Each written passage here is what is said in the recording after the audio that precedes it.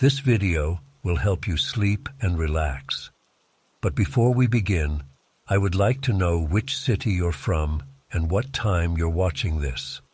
Now, subscribe to the channel, relax, and let's begin. I moved into the building a few months ago.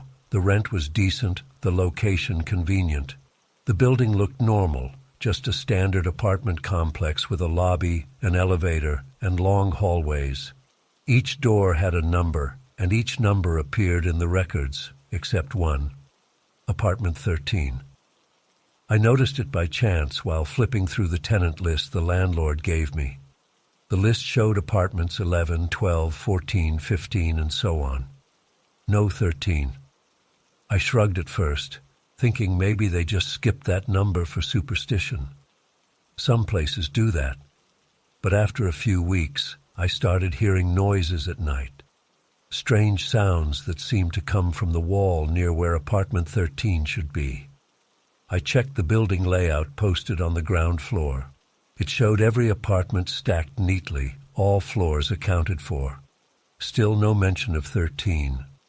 I asked the landlord if there was an apartment 13. He laughed and said no. He said the building never had a number 13, they just skipped it. I tried to accept that. One morning, I found a small key in my mailbox. It was on a simple keychain with the number 13 scratched into the metal.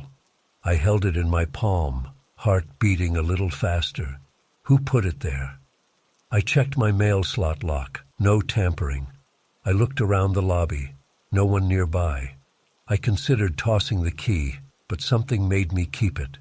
I spent the next few days feeling uneasy. At night, I listened closely.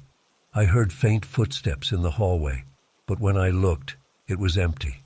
I tried focusing on my own life, work, errands, cooking dinner, but the thought of apartment 13 hovered in my mind. Why would someone leave me a key marked 13?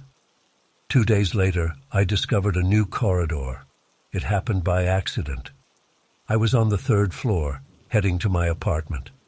The hallway had always ended at a dead end after apartment 14. This time, there was a slight change. I noticed a narrow passage I hadn't seen before, like a dimly lit corner. I followed it. It led to a door with faded paint. No number on the door. My gut told me this must be apartment 13. I touched the doorknob. Locked. I pulled the key from my pocket. It fit perfectly. My hand shook, but I turned the key. The door opened with a soft click. Inside, it was empty. One large room, bare wooden floors, no furniture. A single chair stood in the center. It looked like someone placed it there deliberately. The walls were blank, the window covered by heavy drapes. The air smelled stale, like it hadn't been opened in years. I stepped inside, heart pounding. I didn't see any personal belongings, no hint of who lived here before. Just the chair. I left quickly, locked the door again, and hurried back to my apartment.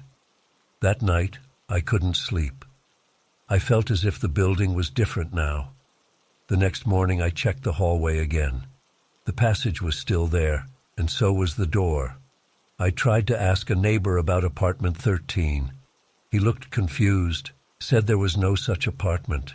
He said he'd lived here for years and never saw that corridor. I said I found a door. He insisted I must be mistaken. I didn't push it.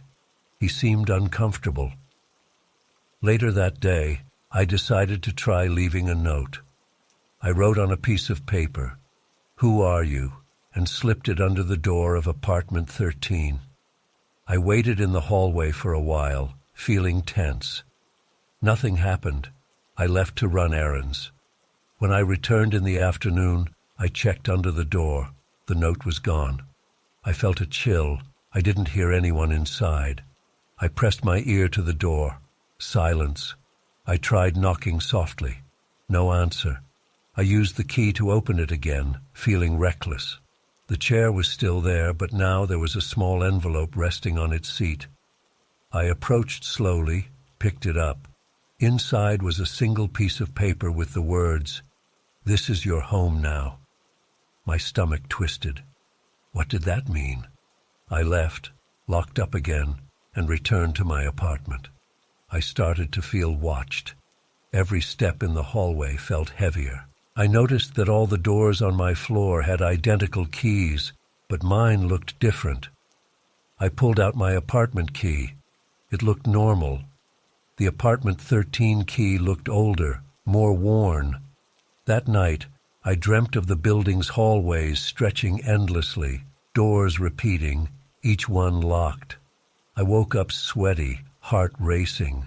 I decided not to go back to apartment 13 for a while. A few days passed quietly. No more strange notes, no weird keys in my mailbox. I started to hope it was a prank. Maybe a previous tenant left that key. But I couldn't shake the memory of that note. "This is your home now."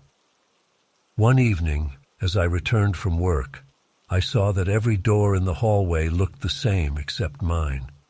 Mine had a small tag hanging from the knob with the number 13 scratched into it. I snatched the tag off, my hands shaking. I threw it in the trash chute. When I turned around, I saw the corridor to apartment 13 was gone. Just a blank wall. I touched the wall. Solid. I felt dizzy. Am I losing my mind? I decided to take a different approach. I went down to the lobby and checked the tenant list again. The landlord was not around. I flipped through pages looking for any mention of a past tenant in apartment 13. Nothing. I found a maintenance worker and asked about old floor plans. He said he didn't have any. I mentioned apartment 13. He looked at me strangely and walked away without answering. I returned to my floor. The corridor was back. The door was there. I bit my lip and walked toward it. I tried the key. The door opened as before.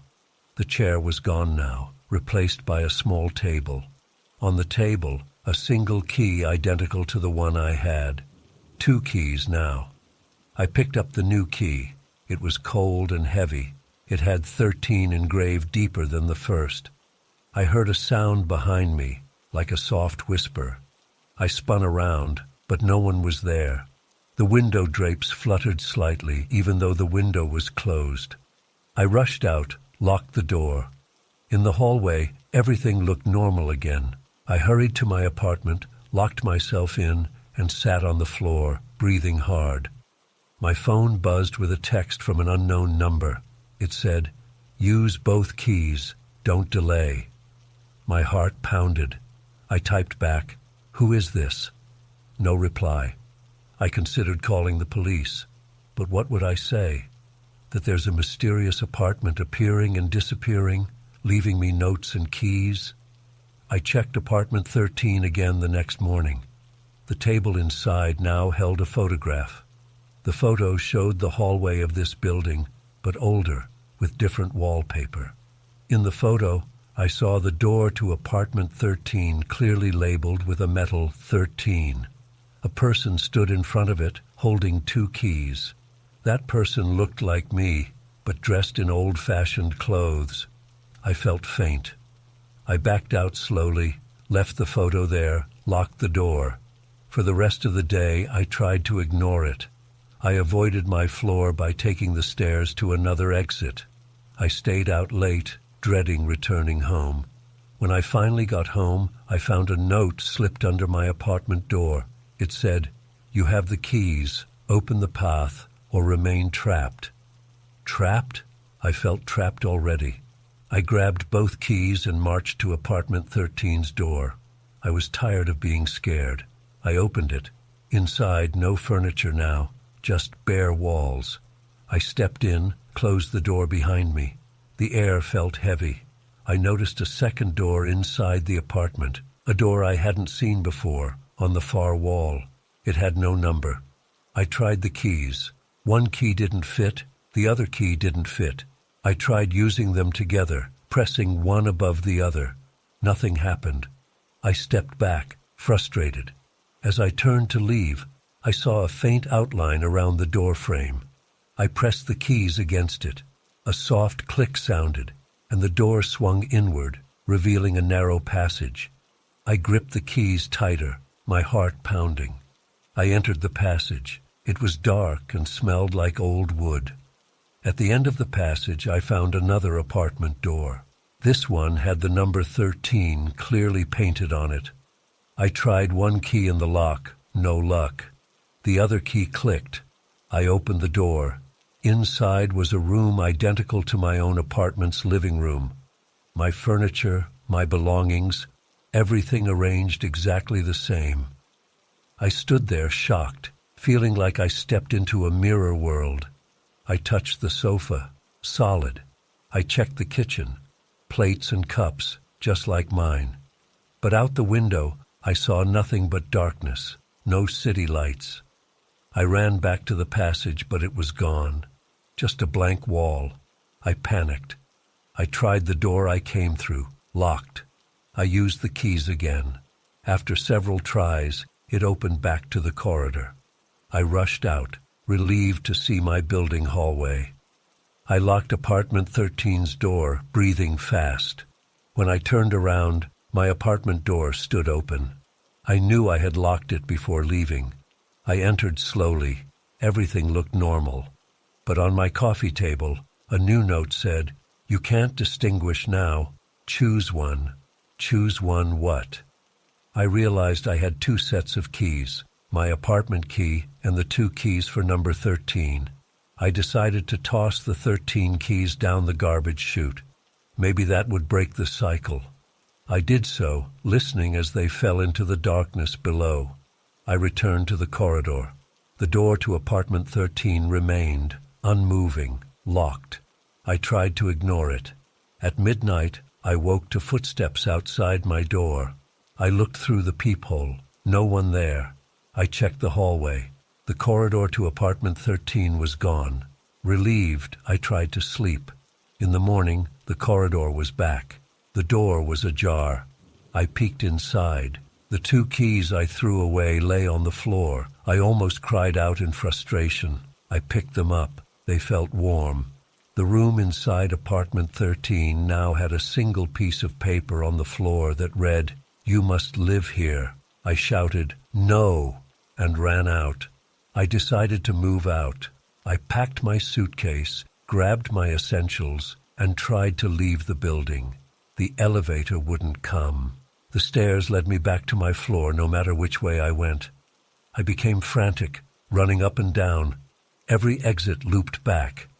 I banged on neighbors' doors, but no one answered. The corridor seemed empty except for me. Exhausted, I sat on the floor by apartment 13's door. I tried calling the landlord, no signal. I sent texts to friends, no replies. I realized I hadn't seen another tenant in days. Was I alone here? I took a deep breath and entered apartment 13 again. Maybe there was a clue. The room was empty this time, just walls and a window. I tried the window. It opened into darkness again. I shouted into the darkness. No echo, nothing. I held up the keys and said aloud, "What do you want me to do?" Silence. Then I noticed scratches on the floorboards. I pried one loose. Underneath, I found a small slip of paper. "Write your number." My number? I took a pen from my pocket, wrote 13 on the slip, and placed it back. The floorboard snapped shut on its own. The door behind me creaked. I turned to see the corridor, but now it looked older. The wallpaper faded. The sign on the door across the hall read 13 clearly, as if it had always been there. I realized I was now standing in a version of the building from the photo I found earlier. I stepped into the hallway. Everything looked old-fashioned. I walked down the hallway and found my original apartment door. Inside, everything looked normal, my belongings in place. Outside the window, normal city lights now. I ran to the front door of the building. It opened easily. I stepped out into the street. Night air felt fresh, cool on my face. I was free. The next day, I checked the tenant list again. Apartment 13 was listed under my name. I asked the landlord. He said I've always lived in 13. I looked at my keys. Only one key now. It said 13. My apartment door had a big 13 on it. My old apartment number was gone. I tried to argue, but he just looked confused. I live in apartment 13 now. Everything looks the same, but the building's layout is slightly different. I see neighbors occasionally, but they don't remember me asking strange questions. They say I've been here for years. The corridor no longer shifts. The door no longer disappears. I'm stuck in some altered version of the building where 13 always existed and belongs to me. I've stopped questioning it. The keys work fine. The door opens normally. I can leave the building whenever I want, but I know that something changed me. I know I didn't start here. Yet everyone insists I did. I keep the original blank key in a drawer, just in case. Sometimes at night, I hear faint footsteps again, but I don't investigate. I learned my lesson. Apartment 13 is mine now, and I accept it. It's better not to ask questions. I go on with my life, pretending nothing happened. If I ignore the strange events, maybe they'll fade. For now, I live at number 13, and that's all anyone knows.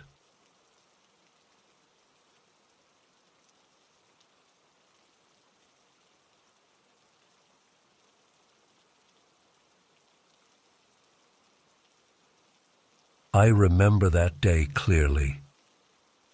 There were 4 of us. Me, Dan, Laura, and Chris. We chose a familiar hiking trail, something we had done many times before. The weather forecast was good. The sky looked clear in the morning. We set out early, carrying light packs with water, snacks, and a map. The trail was well marked, winding through the woods. Birds chirped. Leaves rustled under our boots, and the air smelled fresh. We walked at a relaxed pace. Sometimes we chatted about random stuff, work, trips, old memories. Other times we just listened to the forest sounds. About 2 hours in, something changed. A fog rolled in from nowhere. It happened fast.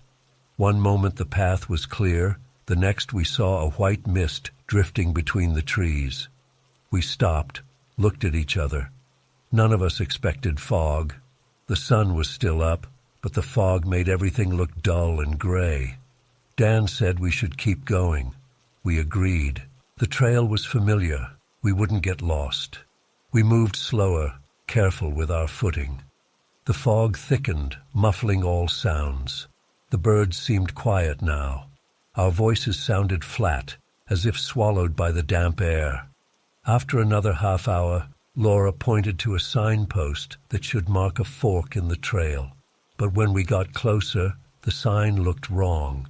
It showed the fork we knew, but the arrow for our usual route pointed in an unfamiliar direction. Chris pulled out the map. According to the map, the sign should point left for the main path and right for a shorter loop. But the sign pointed left for something else entirely. We thought maybe it was vandalized or rotated. We decided to trust the map and our memory, taking the route we knew was correct. We turned left. The fog grew even thicker. I could barely see 5 meters ahead. Our steps became cautious. The ground felt softer, like moss or wet leaves. I touched tree trunks to guide myself. My heart beat faster. I was not scared yet, just uneasy. It was strange. We trudged on for maybe an hour. It felt longer. We stopped a few times to check the map, trying to find a landmark. The fog made it impossible to see distant features. Every tree looked the same. Chris said we should go back. Dan agreed. We turned around and followed our footprints, except we couldn't find footprints. The ground was soft, leaving no clear marks. We tried to walk back in a straight line, expecting to hit the fork again. We walked and walked. The forest felt endless. My throat felt dry. I sipped water, but it didn't help my nerves. Laura said she heard voices. We all stopped and listened. A faint sound, Maybe people talking far away. We shouted hello, but no answer, just the dense silence. I felt a chill on my neck. We found a small clearing with a fallen log. We recognized that log. We had passed it before, but the direction was all wrong. We should have approached it from the other side if we were heading back. It was as if we circled around. We cursed under our breath. The fog pressed in like a wall. Everything looked the same. My heart beat harder now. I felt sweat on my back even though the air was cool. We decided to mark our path. Chris took out a bright piece of cloth and tied it around a tree branch. We walked for 20 minutes, always choosing what we thought was the way back. Then we saw the same cloth. We had looped around to the same spot without noticing. Dan kicked the ground in frustration. Laura's face looked pale. I tried to keep calm, said we just needed to slow down and think logically. The sun should still be up, but the fog made it look like late afternoon. We couldn't be sure of the time. We tried another direction, navigating by compass. We walked slowly, checking the compass needle. After a while, we found something on the ground. My own water bottle. I knew it was mine because of a scratch on the cap. I had put it in my pack but must have dropped it, except I didn't remember dropping it, and it lay on a spot we had not seen before. Chris looked through my pack. My bottle was gone from inside. He shook his head. This was impossible. How had we come full circle to a place that looked new? Fear crept in. My stomach felt tight. No one admitted it out loud, but we all sensed something was wrong. The forest seemed unfamiliar, as if the trail had changed. We found other objects we recognized. A candy wrapper Laura had in her pocket now lay on the ground ahead of us, even though she didn't remember dropping it.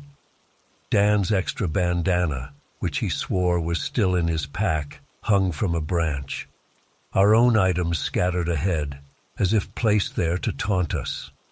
We moved on, hearts pounding. We whispered to each other, not wanting to disturb whatever silence surrounded us. The distant voices we thought we heard before did not return. Only our footsteps and our breathing. The fog dulled all sound and sight. I tried to check the time on my phone. No signal. The clock froze at a strange hour. Chris's watch had stopped ticking. Dan's phone showed no service and a wrong date. Laura tried her phone, same result. We became frantic. We shouted, ran a few steps, then stopped, remembering we must stay together. We called for help. No answer. We tried to find the main trail by sense of direction alone. The compass needle spun strangely, as if confused. We walked in what we guessed was a straight line, but ended up at the same spot again and again. I felt tears in my eyes. My legs ached. My throat burned. Laura's voice trembled as she said, maybe we should just wait. Maybe the fog would lift. We agreed to wait. We sat down on damp ground. We shared the remaining water and snacks. No one had much appetite. We kept silent, listening. The forest made no normal sounds. No birds, no rustling animals. Just soft wind and thick fog. Time felt distorted. It could have been minutes or hours. Eventually, Dan said we must try something else. Sitting here would not help. We tried walking again, this time holding hands to not lose each other. I led the way, waving a branch in front of me. The fog felt like a barrier. My feet caught on roots. After a while, the ground sloped slightly downward. We found a small stream. The water trickled quietly. This was new.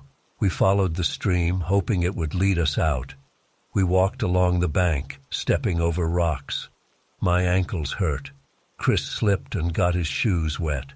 We moved slowly, hoping the fog would ease. Suddenly, the fog began to thin. We saw shapes of trees more clearly. We walked faster, following the stream, almost running. The trees parted.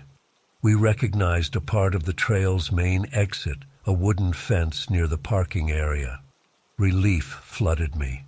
We stumbled out into the open. The fog lingered behind us, but where we stood it was clearer. We saw our car. The sky looked dim, like late afternoon or early evening. We rushed to the car, checking phones. Now we had a signal. The time showed much later than we expected. A whole day had passed. We had planned just a half-day hike, but according to the date and time on our phones, we had been gone much longer. Laura pointed out that we left the car parked for only a few hours. Now it showed the next day. I checked the car. Nothing stolen, but a thin layer of dust covered the windshield. Chris tried calling his brother. The call connected. His brother sounded worried, said we had been missing since yesterday. Search parties had gone out. We hadn't seen anyone. No one had found us. Dan and I looked at each other in disbelief. It felt impossible. We had been in that fog for what felt like maybe half a day at most, but a whole day had passed. We got in the car and drove away in silence. No one spoke for a long time. Our bodies felt sore, as if we had been walking in circles forever. We reached the city. We checked news reports. Nothing special. The forest trail was well known and safe. There were no reports of weird fog. Chris's brother said the search team found no sign of us. We just appeared on the road, as if we popped back into existence. Over the next few days, we tried to make sense of it. None of our equipment recorded anything useful. The times and dates on our phones were messed up. Our watches either stopped or showed nonsense hours. We talked among ourselves. We all agreed on what happened. The fog trapped us. The trail shifted. Our belongings got misplaced. But we had no explanation. Laura admitted she felt like we left something behind in that forest. She said it felt like a piece of us stayed in the fog. Dan said he felt uneasy, as if we should have found something or someone there. Chris said he kept remembering faint voices calling his name. I felt heaviness in my chest whenever I thought about it. We tried going back after a week, just to see if the trail looked normal. This time, no fog. The trail was its usual self. Clear paths, well-marked signs, people jogging, families walking dogs. We followed the same route we took that day. Everything matched the map. No strange forks, no hidden loops. We found nothing unusual. We checked the spot where we had tied the cloth. It wasn't there. The log we recognized was there, but no sign that we had walked around it multiple times. No candy wrapper, no bandana, no water bottle. It was as if we had never been off track. Back in the parking lot, we felt unsettled. The normality felt wrong now.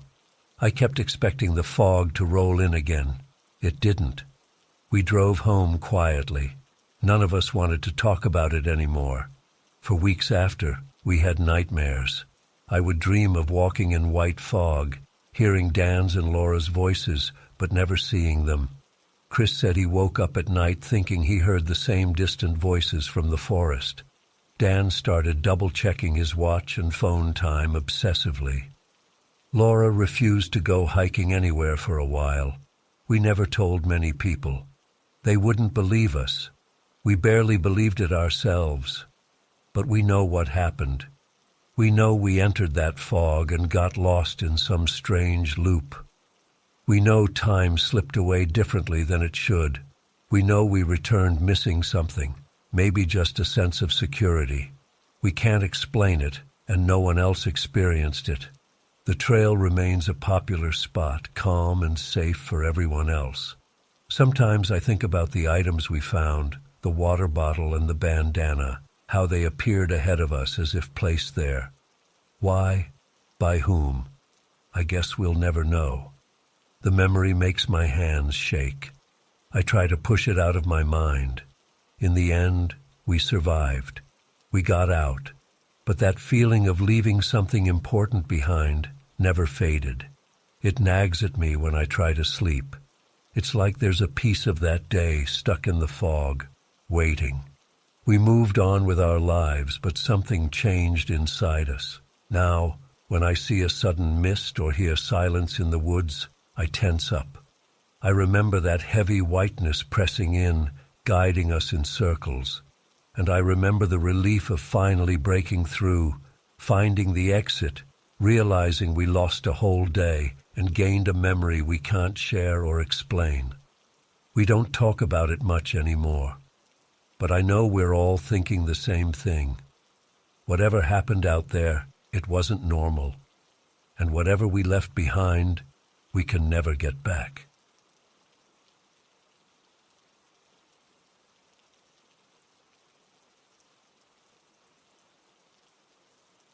I pressed my back against the front door and tried to breathe quietly.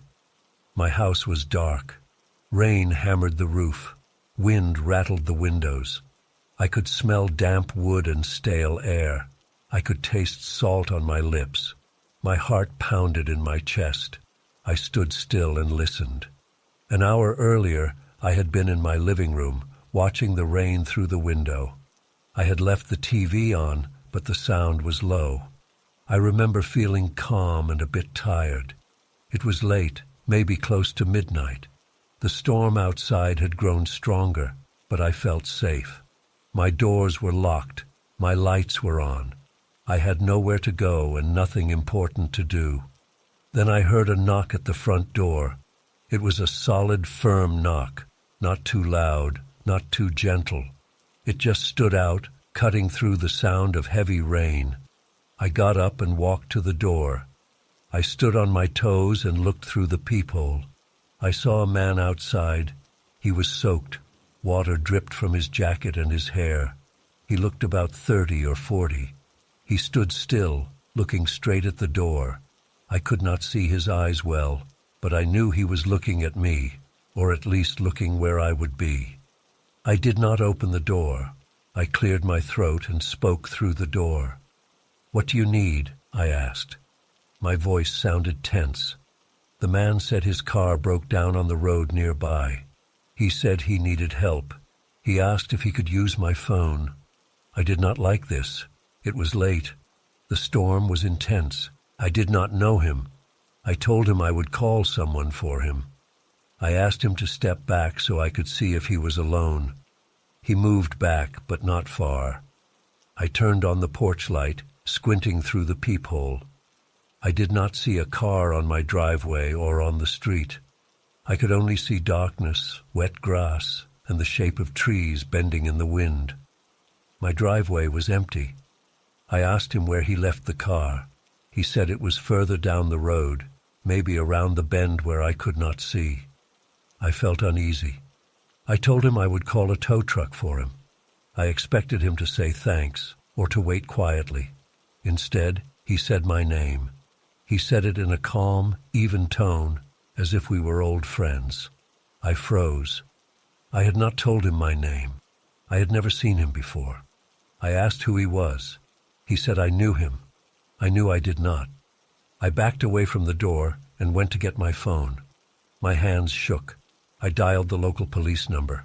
I waited. No answer. I tried again. Static filled my ear. The storm might have knocked out the lines. I tried my cell.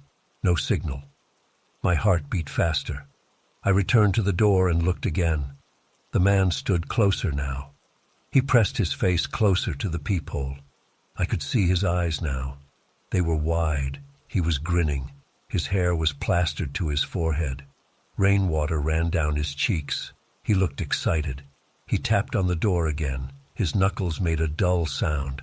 I told him to leave. He said nothing. I heard him chuckle softly. His hand moved to the doorknob. He tried it, found it locked, and stayed there. I told him I would call the police. He said nothing, only tapped on the door. I went to the window on the side of the house and tried to see if there was anyone else out there. I could see nothing but darkness and rain. My breath fogged the glass. The lights flickered in the living room. Then everything went dark. I cursed. I stood in the dark, holding my phone. I pressed the screen. It glowed weakly. The battery was low. The cell signal was still dead. I moved slowly, feeling my way along the wall. I reached the kitchen and opened a drawer, searching for a flashlight. I found one. I clicked it on. The beam was weak, but it was something. I shone it around the kitchen. Everything was quiet. The only sound was rain on the roof and distant thunder. I returned to the door and looked out the peephole again. The porch light was out now, so I could see almost nothing. I could hear him, though. A gentle scratch on the wood. Light tapping. I tried to sound calm. "I'm calling the police," I said.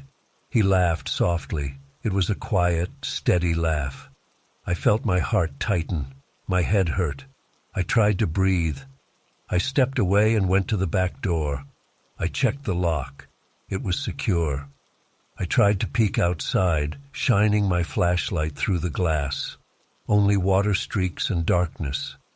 I turned around and almost dropped the flashlight. Something thumped on the side of the house. It sounded like a footstep on the wooden porch near the living room window. I rushed back there and pulled the curtain aside. Nothing. I listened. The tapping at the front door had stopped. Now I heard a slight creaking sound near the side window. My mind raced. Maybe he was circling the house. Maybe he was looking for another way in. I ran to the hallway and stood there, listening. The house smelled musty. The air was cold. My skin felt clammy. My neck itched. The sound of rain was constant, but behind it, I heard faint scraping noises.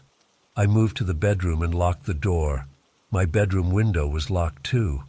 I sat on the bed and tried to think. My heart drummed in my ears. My stomach churned. I told myself he could not get in. The doors were locked, the windows closed. He was just outside. Then I heard something inside the house, a soft creak in the hallway. I held my breath. The sound came again, a gentle step on old floorboards. It came closer. I turned off my flashlight and held it like a weapon, gripping it tight. I rose from the bed and stood behind the door. My legs shook. The knob rattled. I could see it turning, but it was locked.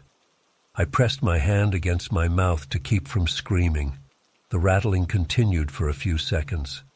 Then it stopped. Silence. My throat burned. My eyes watered. After a long pause, I heard the floor creak again, as if someone walked away. I waited in silence. The storm raged outside. Thunder rolled. I took a deep breath and counted to 10. Then I unlocked the bedroom door and pulled it open just a crack. The hallway was dark. I shone my flashlight slowly. I saw nothing. I stepped out. The floor felt cold under my bare feet. I moved slowly toward the living room. The front door was still closed. The chain was still in place. The windows were intact. I felt lightheaded. Maybe I was imagining things. Maybe the stress was too high. I tried the phone again. Still dead. I turned on my cell screen. The battery icon was red. No signal. I swallowed hard. I could not call anyone. The power was out. There was a strange man outside, or maybe he was inside. I could not tell what was real. I checked the closets, the bathroom, the small storage room near the kitchen. Nothing. All empty. Doors closed. No one there. I decided to try the breaker box. It was in the basement. I opened the door to the basement stairs. It smelled damp and earthy down there. I went down slowly, shining the flashlight on each step. I reached the breaker panel and flipped all the switches off, then on again. Nothing. The power was out for good. I turned around and froze. On the top of the stairs, there was a shape. It was just a silhouette, tall, human-shaped. It did not move. My hand trembled. I raised the flashlight. The beam caught only dust in the air. The shape was gone. I ran up the stairs. I swung the flashlight in all directions. The house was empty. I tried to calm down. My throat felt dry. My mouth tasted bitter. I walked to the kitchen and opened the fridge. It was off, but still cold. I took a bottle of water and drank. My hand shook, making me spill some water on my shirt. The cold drops made me shiver. I stepped back into the living room and listened again. I heard footsteps outside. This time they were on the porch, slow steps moving along the front wall of the house. I crept to the door and looked through the peephole. Lightning flashed outside. For a moment, I saw the porch empty. Then darkness again. I leaned in. The door rattled suddenly, making me jump back and gasp. I aimed the flashlight at the door. The chain shook slightly. Then it stopped. I grabbed a kitchen knife. It was small, but it felt solid in my hand. I held it tight. I opened the curtains at the window a bit and looked out. The rain fell hard. The front yard was empty. The road beyond was hidden by darkness. My car was in the driveway, untouched. I breathed faster. If his car broke down, where was it? If he knew my name, how? I heard a soft voice outside. It was my name, spoken slowly. I could not tell where it came from. It sounded like it came from all sides, carried by the wind. I tried to ignore it. My heart hammered. I backed away and checked all the windows again, still locked. I tried to push a sofa in front of the door. The sofa scraped the floor. My arms strained. I blocked the door. I blocked the back door too, moving a heavy chair and a small table. I closed all curtains. The house was dark and silent except for the rain. I sat on the floor in the living room, hugging my knees, holding the flashlight and the knife. My legs were cramped. My neck hurt. Time passed slowly. I listened for footsteps. I listened for laughter. I heard nothing. Just rain. Maybe he was gone. Maybe I had scared him away. I tried to stay awake, but exhaustion pulled at me. I had no clock in sight. My cell phone was dying. Its light was weak. I decided to try one more time to call someone. I turned on my phone's screen. No signal. The battery indicator blinked. I turned it off to save the last bit of power. I stood up and walked around. My feet left faint footprints on the dusty floor. I had not cleaned recently. I noticed something odd near the kitchen door. Muddy footprints. They were faint, but visible by flashlight. They led from the back door into the hallway. I had not seen them before.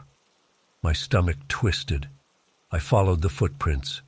They led to the bedroom and then back out. They faded near the bathroom door. I looked inside the bathroom. Empty. I pressed my ear against the walls, listening. I heard a faint dripping, maybe a leak from the rain. I checked the bathtub. Dry. The sink. Dry. Just silence and darkness. I backed out and returned to the living room. I stood still, thinking about those footprints. If he had come inside, how did he leave without me seeing? I did not know. I heard a sudden thump on the roof. I jumped, raising my knife. Another thump. Something on the roof, maybe a branch, maybe him. I could not be sure. I ran to the bedroom and looked up at the attic hatch in the ceiling. It was closed, but I had no lock there. If he got in somehow, maybe he was above me. I heard a scraping sound overhead. My skin crawled. I stepped back into the living room and aimed my flashlight at the ceiling. I saw nothing but old plaster. I listened. The scraping stopped. I tried to calm my breathing. The rain drummed on the roof, masking any quiet movements. I needed help. I decided to try the front door again, to shout for neighbors. I moved the sofa aside with difficulty. My arms ached. I unchained the door, held the knife ready, and opened it a crack. The wind blew rain in my face. I saw the front porch empty, water pooling on the boards. I stepped outside for a second. My shirt got soaked. I looked left and right. No one was there. My nearest neighbors were far away. Their lights were off. The road was empty. The wind howled. I shouted for help. My voice sounded weak, swallowed by the storm. I shouted again. No response. I hurried back inside and locked the door. I left the sofa aside in case I needed to run. I checked the back door again. Still blocked. Good. I turned back and froze. For a moment, I thought I saw a figure in the hallway. I aimed the flashlight. Empty. Just shadows. My eyes stung. I heard a low whisper near my ear. It said my name again. I spun around, slashing the air with the knife. No one was there. My hand shook so hard I almost dropped the flashlight. I clenched my teeth. I felt sweat on my forehead, even though it was cold. My arms felt weak. My legs were wobbly. I wanted to run, but I had nowhere to go. Something tapped on the window behind me. I spun, shining the flashlight. Nothing, just rain on the glass. I waited, breathing fast, heart pounding. A slow scraping sound came from the front door. I shouted, "Go away!" The scraping stopped. I pressed my ear to the door, listening. Nothing. I grabbed a chair and sat in the center of the living room, facing the front door, knife in hand, flashlight on my lap. My eyes were heavy. I tried to stay awake. The storm continued. Sometimes I heard distant thunder. Sometimes I heard a slight creak in the house. I never saw him again, not clearly. But I felt him. I felt eyes watching me from corners. I heard soft breathing that might have been my own. I smelled damp clothes and wet leaves, as if someone had brought them inside. As the night wore on, I found myself jolting at every noise. My heart never slowed. I wondered if morning would come soon. I waited and listened. The rain softened after some time. The wind died down. I peeked through the curtains at the window. A faint gray light appeared in the east. Dawn was coming. I got up and paced the floor. My bare feet slapped on the boards. I rubbed my eyes. My mouth tasted dry and stale. I checked the front door one last time. Locked. I unblocked the back door and opened it a crack. The backyard was empty, just muddy grass and dripping trees. I closed it again, locked it, and placed the chair back under the knob.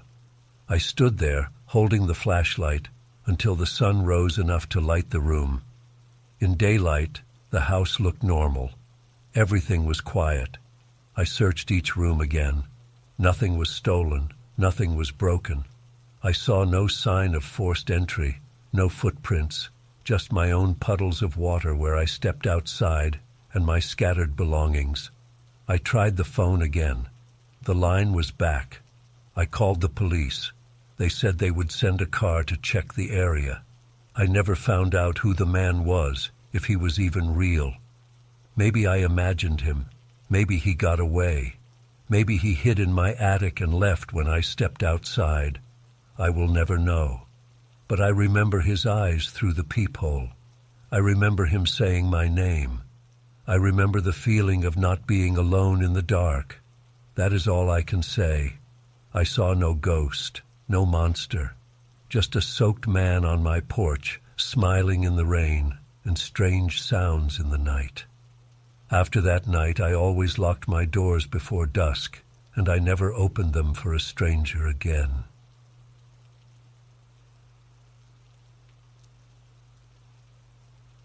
I moved into the apartment on a Saturday afternoon. The place was small. It had a living room, a kitchen, one bedroom, and a bathroom. The building was old. The walls were scratched in some places. The floor creaked when I walked on it. The bathroom had a mirror over the sink. The frame around it looked worn and had small rust spots. The glass looked a bit cloudy. I ran my finger over it and felt tiny scratches. I noticed a few faint marks that looked like smudges or old stains. I assumed it was just age and wear. By the time I finished unpacking, it was late. I wanted a shower before bed. The bathroom's overhead light was weak. The fan rattled when I turned it on. I adjusted the shower temperature. The water pressure was uneven, but manageable. I let the hot water run, closed the shower curtain, and stepped inside. The steam built quickly. I washed my hair. I could smell the cheap soap I had bought at a corner store. I heard the pipes groan whenever I turned the faucet handle. After about 10 minutes, I turned off the water and reached for a towel. I pulled the curtain aside. The mirror was fogged up. Thick condensation covered the glass. I wiped my face and glanced at the mirror. I froze. There was a message on it. Words traced through the fog. It said, "Go away." The letters were rough, like someone had run a finger through the steam. I stood still, my hair dripping, water running down my neck. I listened for any sound outside the bathroom. Nothing, just the dripping shower and the hum of the fan. I felt my heart beat faster. I reached out and wiped the mirror with my hand. The words smeared and vanished.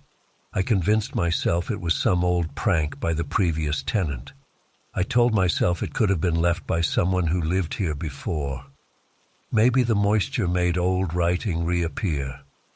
I dried off, dressed in pajamas, and went to bed. The next morning, I woke up and remembered the incident. I felt uneasy, but I decided to ignore it. I had no reason to think anyone was messing with me. After breakfast, I took a short shower. Again, the mirror fogged up. I looked at it carefully. At first, I saw nothing. I relaxed a little. Then I leaned closer and noticed faint letters forming as the steam settled. This time it said, "Get out, I know who you are."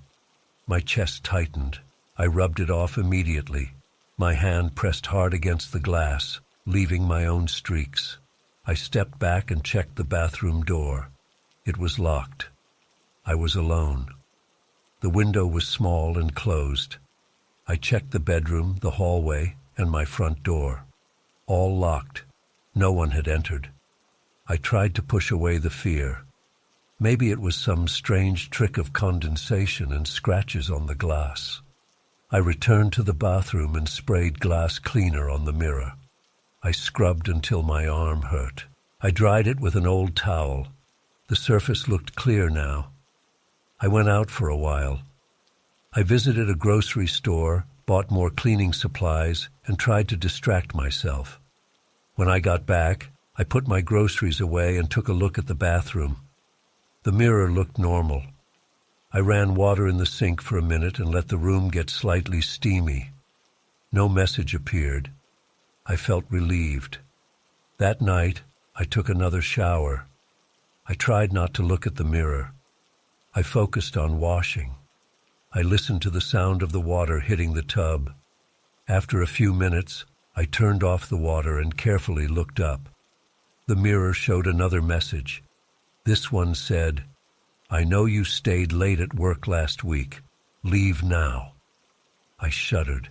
My skin got goosebumps. My heart thumped hard. I had stayed late at work the previous week, packing my desk before moving here. How could anyone know that? I pushed my forehead against the sink and breathed slowly. My stomach churned. I felt like I was being watched. I wiped the mirror and left the bathroom. I locked my bedroom door and got into bed. I barely slept. Every time I closed my eyes, I thought of words appearing on glass. I checked my phone. No messages. The apartment was quiet.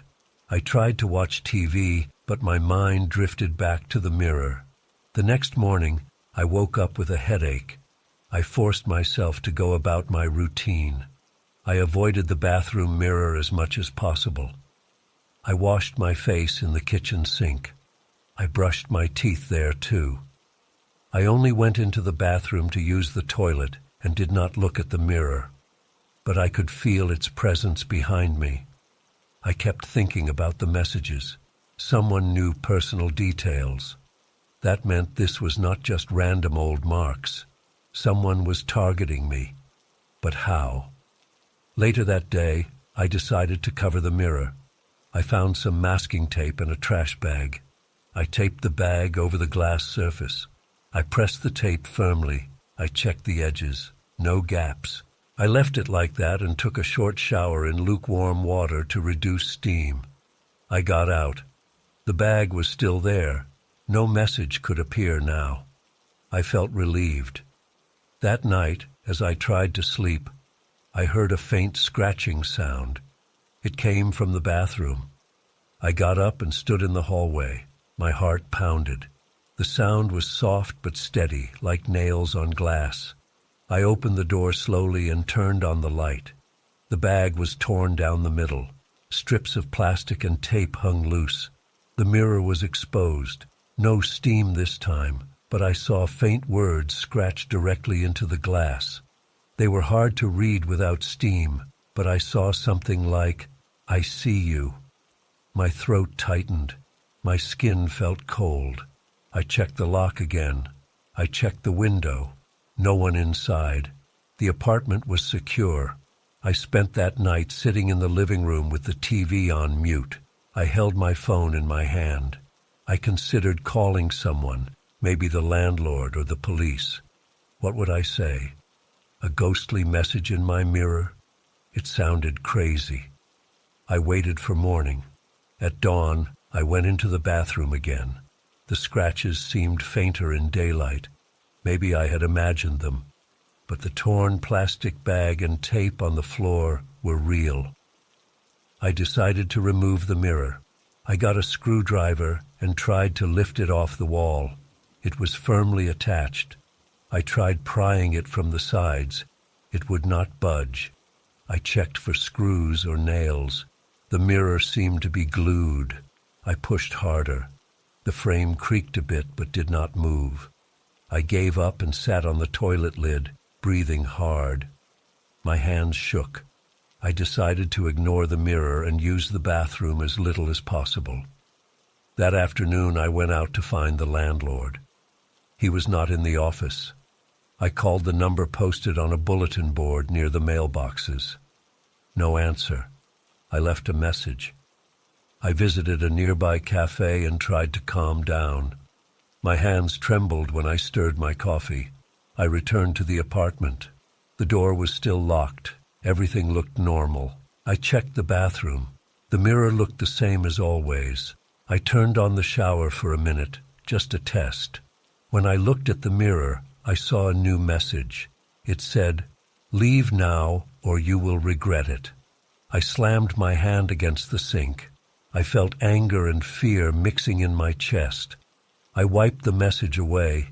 I dragged a small dresser from the bedroom and placed it against the bathroom door, hoping that if anyone tried to get in, I would hear them. I tried to sleep. Around midnight, I woke up sweating. I smelled something odd, like old damp clothes. I realized it was coming from the bathroom. I got up and listened at the door. No sound. I slowly pushed the dresser aside and opened the door. The mirror was dripping with condensation, though I had not showered. The words on the mirror were larger this time, covering the entire surface. "I know everything about you. This is my place." I could barely breathe. I stepped back and almost slipped on the tile. I had no idea how it got foggy in there. The fan was off. The window was closed. There was no hot water running. I closed the bathroom door and leaned against the wall. My heart pounded. My head hurt. My hands were damp with sweat. I realized my reflection in the hallway mirror looked strange. My face looked pale and thinner than before. I stared at my own eyes for a moment. I turned away and focused on what to do next. I decided I could not stay here. I started packing some clothes into a bag. As I did, I thought I heard a quiet laugh coming from the bathroom. A light, muffled laugh. I froze. My fingertips tingled. I zipped the bag and stood at the front door. I considered leaving right now, in the middle of the night.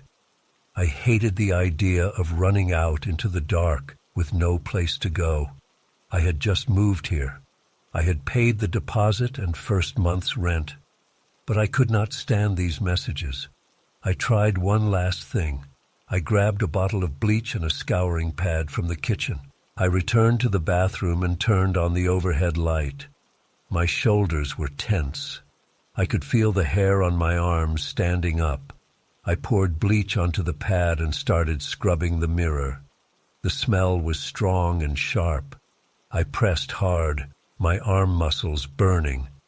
I heard a faint scratching noise, like something scraping the other side of the mirror. I ignored it and kept scrubbing. My eyes watered from the fumes. After a few minutes, I rinsed the mirror with water from a cup.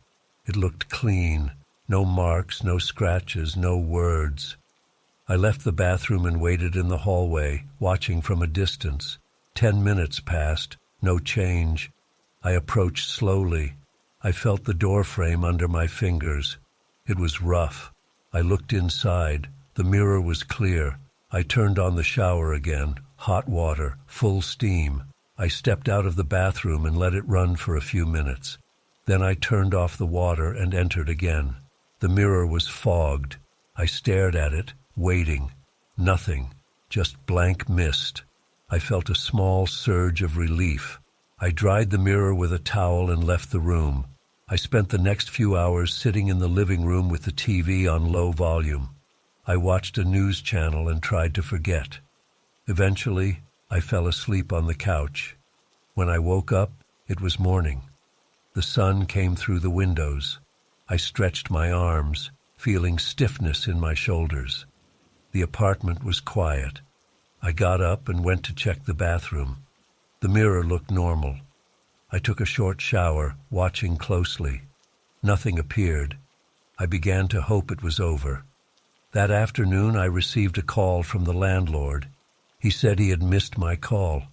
I told him about the old mirror and strange marks. He sounded confused, but said he would come by in a few days to take a look.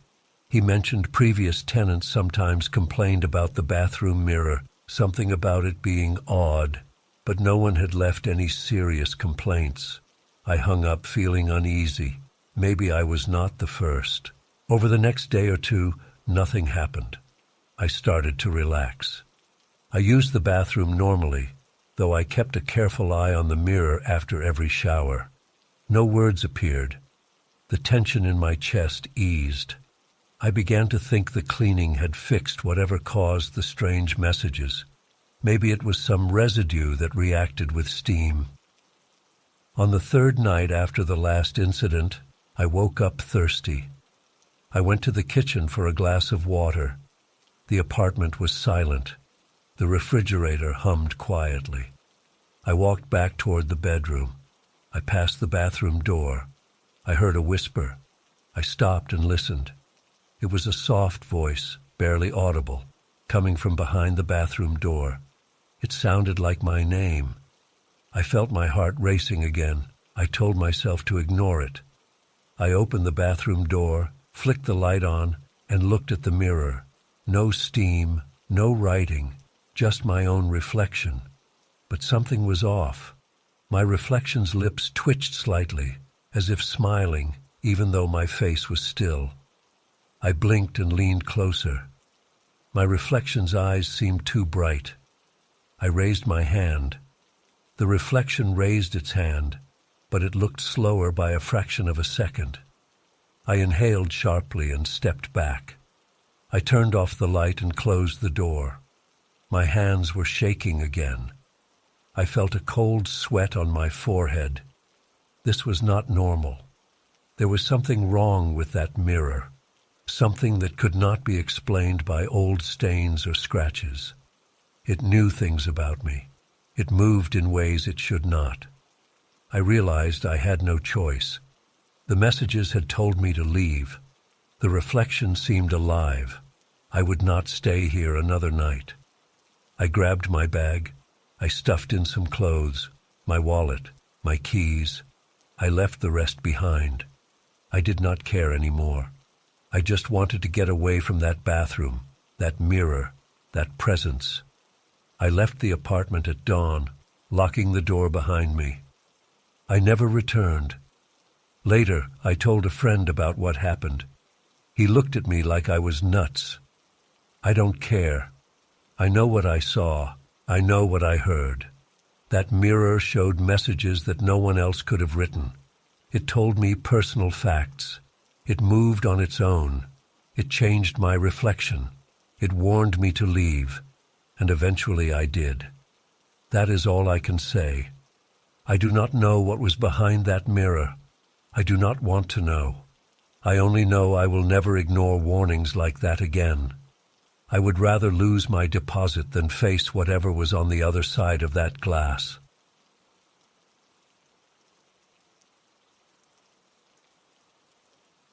Drove up the narrow mountain road late in the afternoon. The four of us, me, Mark, Julia, and Andre, had decided to camp on this remote peak to enjoy the view and a few days away from the city. The trunk was loaded with tents, sleeping bags, and basic supplies. The air smelled like pine and damp soil as we parked near a small clearing halfway up the slope. The spot was popular with hikers, but not this time of year. The wind felt colder than I expected. We hiked a short distance to a flat area hidden between tall trees and bushes. The sound of our boots on dry leaves and twigs was steady. Julia complained about the weight of her pack, and Andre joked that we were lost already. Mark walked ahead, checking the trail signs he had printed out. After about an hour, we reached a suitable campsite. The grass was short, the ground even, and a rocky ledge offered a view of the valley below. It was late evening, and we hurried to set up our tents before it got dark. I remember we had to work fast. The sun dipped behind the peak. Our headlamps lit up small circles in the fading light. The temperature dropped. I could feel the chilly air on my cheeks. We got our tents up and lit a small camp stove. I heated water for instant noodles. Andre passed around some trail mix. Julia sipped from her water bottle and rubbed her arms, complaining about the cold. Mark checked his watch. We all felt tired after the drive and hike. Later, we settled around the small LED lantern Mark brought. We had no campfire because the area had restrictions. We talked quietly. The night sky was clear, full of stars. I remember feeling calm and a bit sore from carrying the gear. Then Julia pointed out something on the horizon, a bright light. At first I thought it was a star, but it was too low and getting brighter. It looked like a single steady light, not flickering, not moving fast. We all got quiet and watched. The light grew stronger and seemed to hover above the far ridge. We wondered if it was a helicopter or a drone, but we heard no sound. The night was still. The only noise was the breeze rustling branches. We stared for a few minutes. The light moved slowly closer, then suddenly dimmed and vanished. We looked at each other, confused. Mark shrugged. Julia frowned. Andre said it might have been a reflection of something. We tried to brush it off. We crawled into our tents. I lay in my sleeping bag, listening to the wind. My body felt heavy and tired. I tried to sleep, but my mind replayed that light. It was strange. No sound, no movement pattern, just a bright glow that appeared and disappeared. Eventually, I drifted off. In the morning, the sky was pale blue. We made coffee with the stove and ate oatmeal. The view was beautiful. The valley below looked calm, and a faint mist covered the lower slopes. Everything seemed normal in daylight. We spent the day hiking around the area, taking photos and enjoying the silence. Julia found some wildflowers. Andre tried to identify bird calls. Mark took notes in a small journal. I felt good. My legs ached from climbing, but I liked the feeling of fresh air and open space. That evening, we cooked a dehydrated meal and talked about where to explore next. As night came, we remembered the light from the previous night. We scanned the horizon, expecting something. Hours passed. We played cards by the lantern. Nothing unusual happened.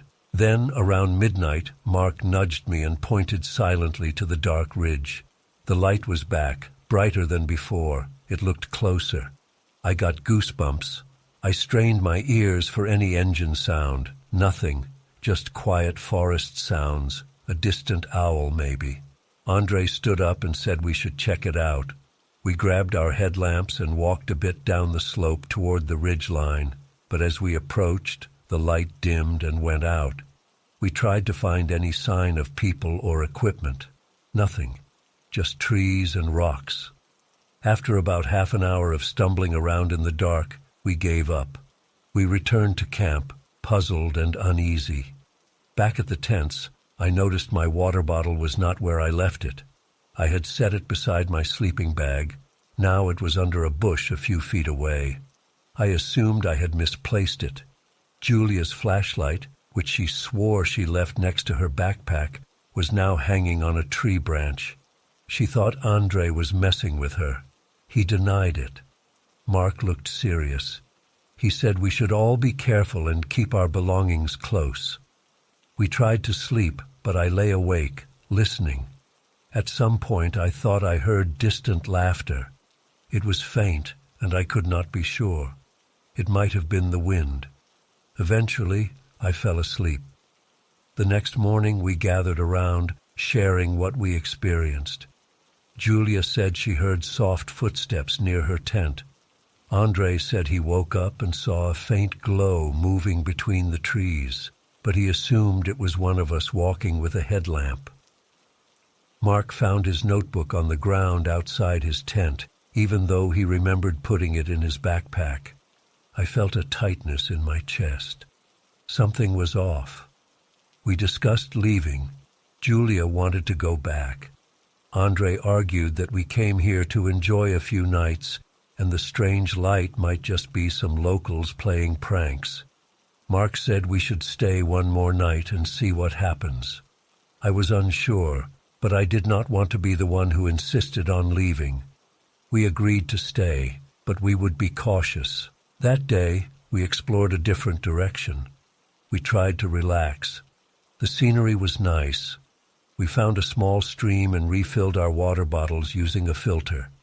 We sat on a log and ate energy bars. The tension eased a bit under the afternoon sun. No one mentioned the night before. At dusk, we returned to camp. We checked our gear carefully. We placed items in our tents or inside closed backpacks. After dinner, we sat close together. We tried to chat, but we kept glancing at the horizon. The wind picked up slightly, making the trees sway. The sky was clear again. Stars were bright. Around midnight, the light appeared. It was even closer now, hovering silently between the trees about 100 yards away. We stood up, shining our headlamps toward it. The beams of our lamps were weak compared to that strong, steady glow. Then, without warning, it faded out like someone flipping a switch. Andre cursed under his breath. Mark suggested we all go together to investigate. Julia hesitated. I felt a knot in my stomach. The hair on my arms stood up. Still, we decided to move as a group. We advanced slowly, stepping over roots and rocks. The forest floor crackled under our boots. I could smell wet leaves and moss. My throat felt dry. We reached the spot where we believed we saw the light. Nothing was there. We looked around, shining our lamps in all directions. No tracks, no devices, no sign of people. The silence was eerie. Then we heard a giggle. It was high-pitched and quick, coming from behind us. We spun around. Nothing. Julia grabbed my arm, her nails digging into my jacket sleeve. My heart pounded. We backed up slowly, returning to camp. When we arrived, we found our tents disturbed. The zippers were open. Clothes and sleeping bags were tossed around. My flashlight was gone. Mark's journal was ripped in half. Julia's spare batteries were scattered on the grass. Andre's hat was missing. We stood there, stunned. We had just left everything intact. No one else was around. Andre shouted in frustration. Mark clenched his jaw. Julia's eyes watered. I felt my legs shaking. We gathered our things quickly and zipped up the tents again. We decided to take turns staying awake and keeping watch. I took the first shift. I sat outside the tents with a headlamp on my head and a knife in my hand. My pulse was still high. The darkness felt heavy. I thought I saw shapes moving between the trees, but it might have been my imagination. Occasionally, I heard faint rustling. My eyes strained to see. After a couple of hours, I woke Mark for his shift and crawled into my sleeping bag. Sleep came in short, fitful bursts. Morning light brought a bit of relief. The sun made the forest look normal. The birds chirped. We checked our surroundings. No footprints we could clearly identify, just disturbed soil and broken twigs. We decided that this would be our last night. We would pack up and leave the next morning. None of us wanted to stay longer. The atmosphere had changed. It felt hostile. We spent the day quietly. We hardly spoke. We ate in silence, as if listening for something. We stuck close to camp. Every few hours, Mark would step away to look for footprints or clues. He found small depressions in the ground, as if someone had stepped lightly in soft soil, but no distinct shoe prints. Julia and Andre reorganized their gear, keeping valuables inside their sleeping bags. I sat on a stump, scanning the tree line. As night fell, we braced ourselves. We ate a cold dinner. No one felt like lighting the stove. We turned off all lights and tried to see if the light would appear again. Hours passed. Nothing happened. Around midnight, just as we were starting to hope it was over, the light appeared suddenly all around us. Not just one spot on the horizon, but multiple small lights moving between the trees, circling the camp. We panicked. Andre shouted something. Julia screamed. Mark cursed and turned on his headlamp, but it made no difference. The strange lights stayed out of reach, flickering around the perimeter. I could feel my heart hammering in my chest. My palms were sweaty. The air felt colder. We huddled together, backs to each other, shining our lights in all directions. The lights around us did not make a sound. They moved smoothly, never too close, never too far. Then, as quickly as they appeared, they vanished. We were left in darkness. The silence pressed on us. I could hear Julia's rapid breathing. Andre gripped a tent pole so hard I heard it creak. We decided not to move until dawn. We stayed awake the whole night, jumping at every small sound. I felt nausea creeping into my stomach. I wanted to run, but there was nowhere to go in the dark. Mark paced, shaking his head. Julia whispered that we should have left sooner. Andre just stared into the darkness, gripping his flashlight like a weapon. At some point, I heard soft footsteps again, circling our camp. Twigs snapped. A faint giggle drifted in the cold air. But whenever we aimed our lights, we saw nothing. We stood there until the first pale light of morning appeared. The relief of seeing daylight was immense. We packed up quickly, shoving everything into our backpacks without caring about organization. We did not eat or drink. We just wanted to leave. Before we left, Mark noticed footprints around our tents. Faint prints, too indistinct to identify a shoe or foot shape, but clearly made by something walking in a circle. They were arranged in patterns, overlapping, leading nowhere. They must have formed during the night. None of us had made them. We said nothing, just looked at each other, faces pale, eyes tired. We hurried down the trail, stumbling on rocks and roots. My legs felt weak. Julia complained that her stomach hurt. Andre kept looking over his shoulder. Mark walked fast, head down. The forest was quiet, as if nothing had happened. The climb down took hours, but we did not stop. When we reached the car, we threw our packs in the trunk and drove off. On the way home, we barely spoke. The car was silent except for the hum of the engine. I could still feel the tension in my muscles. I kept thinking of those silent lights, the laughter, the missing items. Mark gripped the steering wheel tightly. Julia stared out the window.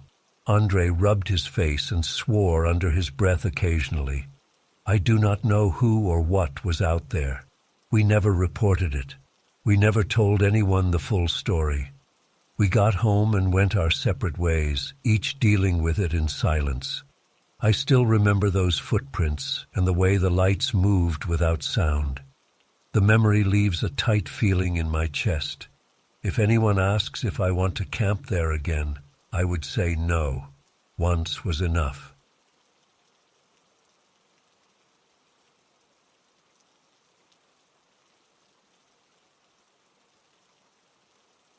I picked up the used phone from a small shop on a Tuesday afternoon.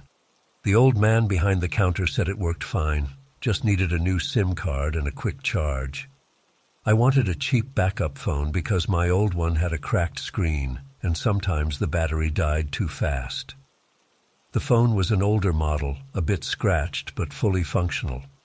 I paid in cash and left feeling good about the deal. That night I set it up. I inserted my SIM card, turned it on, and charged it. The screen lit up, showing basic settings. No strange apps, no saved contacts. Just a few default ringtones and a generic wallpaper. Everything looked normal. I made a test call to my primary phone. It worked fine. I sent a text to a friend. The message went through. I left the phone on my kitchen table and ate dinner. The apartment was quiet. I could hear traffic outside, muffled voices from neighbors, and the hum of my fridge. I had no reason to be nervous. After I ate, I turned on the TV and watched something mindless for a while. Then the phone rang. A blocked number. I frowned. I answered anyway. "Hello?" I said. There was silence for a moment, then a low voice. It said my name, my full name. I froze. The voice sounded calm, almost casual, like someone greeting an old friend. I cleared my throat and asked who it was. The line went dead. I checked the call log. It showed no caller ID. I told myself it was a prank, maybe some friend messing with me or a telemarketer using a trick. I put the phone down and shrugged it off. A few hours later, I got another call. Same blocked number. I answered, feeling annoyed. "Hello," I said, trying to sound firm. The same voice said something about my daily routine. It mentioned the name of the grocery store I visited that morning. It said it liked the brand of milk I bought. My stomach tightened. I asked who the hell it was. No answer. Then a click and silence. I felt cold. How did this person know what I bought at the store? I paced my living room, thinking it over. I checked the door and windows. Locked. I turned off the lights and peeked outside. Nothing suspicious. The street looked normal. Cars parked, streetlights glowing, no one lurking around. I decided to ignore the calls and see if it happened again. The next day, I got more calls. The voice described what I was wearing as I left for work. It mentioned the time I got on the bus. It knew where I worked, what floor I was on, even the name of my boss. I broke into a sweat at my desk, gripping the phone in my hand, scanning the office. Everyone looked busy with their own tasks. I ended the call and tried to focus, but my mind raced. At lunch, I tried to call the number back, but it was blocked. I called my carrier. They said they could not reveal blocked caller information without a police request. I felt frustrated. I considered calling the police, but what would I say? Someone keeps calling me from a blocked number and knows my personal details. It sounded like a stalker. I decided to wait and see if I could figure it out myself. That evening, the phone rang again. I answered in my apartment, the TV muted, my heart pounding. The voice said it was outside my building. I rushed to the window and looked down. Just a couple walking by, a man smoking on the corner, a parked delivery truck. Could it be the smoker? The voice said I should check the hallway. I ran to my apartment door, pressed my ear against it, listened. Nothing. I opened the door a crack and peeked out. Empty hallway. Just stale air and dim light. I shouted into the phone, demanding to know who they were and what they wanted. The voice laughed softly and hung up. My hands shook. I turned off the phone and removed the SIM card. I thought that would stop the calls. I powered the phone down completely and placed it in a drawer. In the middle of the night, I woke up to a strange sound, a faint buzzing. I recognized it as the phone's vibration, but I had turned it off. I opened the drawer. The phone's screen was lit. An incoming call. Blocked number. My stomach knotted. I answered, whispering, "How are you doing this?" The voice said I shouldn't have turned it off. It said that it didn't matter. It would keep calling, battery or not. I felt my forehead sweat. My heart thumped in my ears. I asked what it wanted. It said it wanted to see me soon. I demanded it stop. The line went dead again. Now I knew this was beyond a normal prank. The phone was off, yet it still received calls. I put the phone on a shelf and stared at it. The battery icon showed a full charge, even though it wasn't plugged in. I unplugged my Wi-Fi router just in case. I checked my old phone. It showed no strange activity. Only the used phone was affected. The next day, I went to the store where I bought it. The old man shrugged, said he got it from a box of trade-ins. No records, no receipts other than mine. I asked if he remembered who sold it. He didn't. Too many customers. I left feeling helpless. I tried a different tactic. I searched the phone's IMEI number online. After some digging, I found an old forum post mentioning this number linked to a missing persons case, a woman who vanished a few years ago. The post didn't give much detail, just that her phone number had been disconnected after her disappearance. I felt a chill. Could the phone have belonged to someone missing? That night I got another call. I was ready. I had my old phone recording the conversation on speaker. The voice said it knew I had been snooping. It said the missing woman was none of my concern. It warned me to stop. I said I wouldn't, that I would go to the police. The voice laughed, told me the police wouldn't help, told me I wouldn't find anything anyway. I felt anger rising. I shouted into the phone. I demanded it leave me alone. The voice changed tone. It became quieter, more threatening. It told me it was closer than I thought. It said it could see me right now. I spun around, looking at my windows, my door, my bedroom. I saw nothing unusual, but I felt watched. I closed the blinds and turned off the lights. The voice hung up. I spent hours thinking. The phone had some connection to a missing person. Someone knew details about my life, followed me, observed me. I decided to go to the police the next morning. I barely slept. I placed the phone in a metal box, hoping to block any signal. It still rang, muffled, vibrating in the darkness. I ignored it. At the police station, I explained the situation. The officer looked skeptical but took notes. He said he'd check the IMEI number. He promised to call if he found anything. I left feeling uncertain. That evening, I waited for the call again. Sure enough, it came. The voice said I had made a mistake calling the police. I heard footsteps outside my door. I rushed to look through the peephole. No one there. I checked the windows. Just empty street. The voice began reciting facts about my childhood, my old school, the name of a childhood friend, the store where my parents used to buy groceries. My hands clenched. My teeth ground together. How could anyone know these things? I told the voice to leave me alone. It said it was too late for that. The phone crackled, and I thought I heard breathing, soft and steady. I tried to track the calls using an online service. Nothing worked. I powered the phone off again, removed the SIM card, even removed the battery. Somehow the screen still lit up. The calls still came. I threw the phone into my closet. It rang. I wrapped it in towels and stuffed it into a box. I could still hear the faint buzz. 3 days passed like this. Every night, calls. Every day, fear and paranoia. I skipped work. I slept with a kitchen knife on my nightstand. I kept all lights on at night. I saw no one suspicious outside, but I stopped trusting my eyes. The voice kept feeding me details, private moments from my past, secrets I never told anyone. It told me about the missing woman's last day, how she vanished after a call like this. It implied I was next. I called the police again. The officer said they found no record linking the IMEI to any case. I insisted. He sounded annoyed.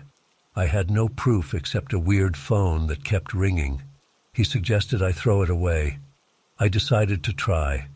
I drove out of the city, found a remote field, and threw the phone as far as I could into tall grass. I felt relieved. I returned home, tired but hopeful. That night, my old phone rang. Unknown number. I answered, thinking maybe the police. The same voice. It said I couldn't get rid of it that easily. I asked how it got my old number. It said it always had it. My heart sank. It didn't matter which phone I used. The caller had me locked in. I rushed back to the field with a flashlight, searching for the used phone. I found it after an hour of looking. It was intact, screen lit, battery full. Another call came in. The voice told me I should not have left it behind. I screamed at the phone, smashed it on the ground. The screen cracked, but it still glowed. I stomped on it, breaking it into pieces. The voice continued as if nothing happened, seeping out of the cracked speaker. A chill ran down my spine. I gathered the broken pieces into a plastic bag and took them home. I placed them in the sink and poured bleach and water over them. The phone sparked and hissed. The screen flickered. The voice sounded distorted. It said I was only making things worse. I wrapped the pieces in aluminum foil and locked them in a metal box. The buzzing continued, faint and angry. I called a tech-savvy friend, told him a vague story about a possessed phone. He laughed, thought I was joking. I insisted. He agreed to take a look. I brought the box to him. We opened it. The pieces of the phone lay still. No light, no sound. I felt a surge of relief. Maybe I broke the connection. He checked the circuits and found nothing unusual, just a damaged old phone. I thanked him and took the pieces back. On the drive home, my old phone rang again. The voice asked if I had fun visiting my friend. I almost crashed the car. I realized it was not about the phone hardware. It was about me. The voice did not need the device. It could reach me anyway. The device was just a gateway. I got home, heart pounding. I locked all doors and windows. I turned off all electronics. I sat on the floor in the dark, holding my head. The phone rang again, this time on my old phone. I let it ring and ring. It didn't stop. After what felt like an hour, I answered. "I give up," I said. "What do you want?" The voice said it wanted me to understand that I could not escape. It said the missing woman tried to run, tried to hide. She vanished, and no one found her. It said I would vanish too if I did not obey. I asked what I should do. The voice told me to stop resisting, to accept its presence. I shook my head, even though I knew it could not see me. Or maybe it could. I felt tears burning my eyes. I was trapped in a situation that made no sense. I had no options. The voice told me to leave my apartment and go to a certain address at midnight. I knew that was a bad idea. I asked what would happen if I didn't. The voice said it would come to me anyway, that I would not see another sunrise. My legs felt weak. I dressed in dark clothes, put the broken phone pieces in my bag, and left my apartment. The streets were quiet. mostly empty. I followed the directions the voice had given me. A run-down building, boarded windows, cracked pavement. I stood outside, shaking, looking around. No one there. My phone rang. The voice told me to go inside. I said the door was locked. It said to check under the mat. I found a key. I opened the door. The smell of mold hit me. Dust covered everything. I walked slowly, my footsteps echoing. The phone's speaker crackled. The voice guided me through dark hallways. I felt like I was in a nightmare. At the end of a corridor, I found a room with a single chair and a table. On the table was a photo of the missing woman. She looked happy. The voice said this was her last known location. I stood there, trembling, asking what they wanted. The voice told me to place the broken phone pieces on the table. I did. It said to leave them there and walk away. I asked if that was all. The voice said yes. I backed out, step by step. The phone disconnected. No more ringing. I left the building, got back in my car, and drove home. My mind raced. I expected another call, but none came that night. I hardly slept. The next morning, I checked my old phone. No missed calls. The day passed in a tense calm. No calls the next night or the one after that. It's been weeks now. No calls, no voice. I still double-check my locks, peek outside at night, keep my phone on silent. I don't know what happened. Maybe I satisfied whatever it was. Maybe it moved on. I don't have answers. I just know I never want to hear that voice again. If I do, I don't know what I'll do next time. For now, I try to live normally and forget, but I always feel like someone might be listening.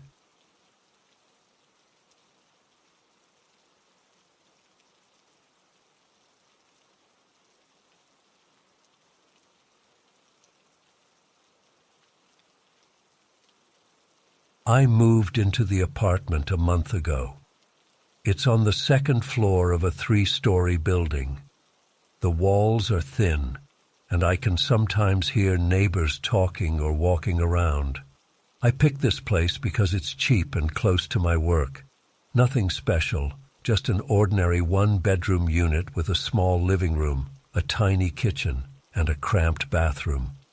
The floors creak a bit, and the doors stick sometimes, but it seemed fine when I moved in. I didn't notice anything strange at first. A week in, I started seeing small changes. At first, I thought I was just tired or distracted.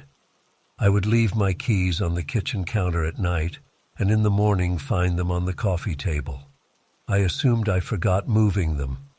I left a book on the couch and found it on the TV stand. I figured I must have picked it up without remembering. The idea that I was messing up my own memory annoyed me, but I didn't worry too much. A few days later, I noticed my toothbrush was not in its usual spot. I always place it upright in a little cup next to the sink. That morning, it lay flat on the edge of the sink. The toothpaste tube, which I always close tightly, was slightly open. I frowned, checked if I had done it in a hurry. Maybe I did. I shrugged it off and went to work. As more days passed, these incidents became more frequent. A spoon in a different drawer, a chair slightly moved, my TV remote on the floor. I started to think that maybe someone had a key and was coming in when I was out. The building didn't have fancy security. Anyone could slip in if they wanted, I guess. But I always locked the door, and there were no signs of forced entry. Nothing was missing, just little things out of place. I decided to set up a few cameras inside. I bought cheap, used security cameras online and installed them in the living room and bedroom. I placed one facing the front door and another in the hallway to the bedroom. If someone came inside, I would see them. The next day, I went to work as usual. When I got back, I looked around.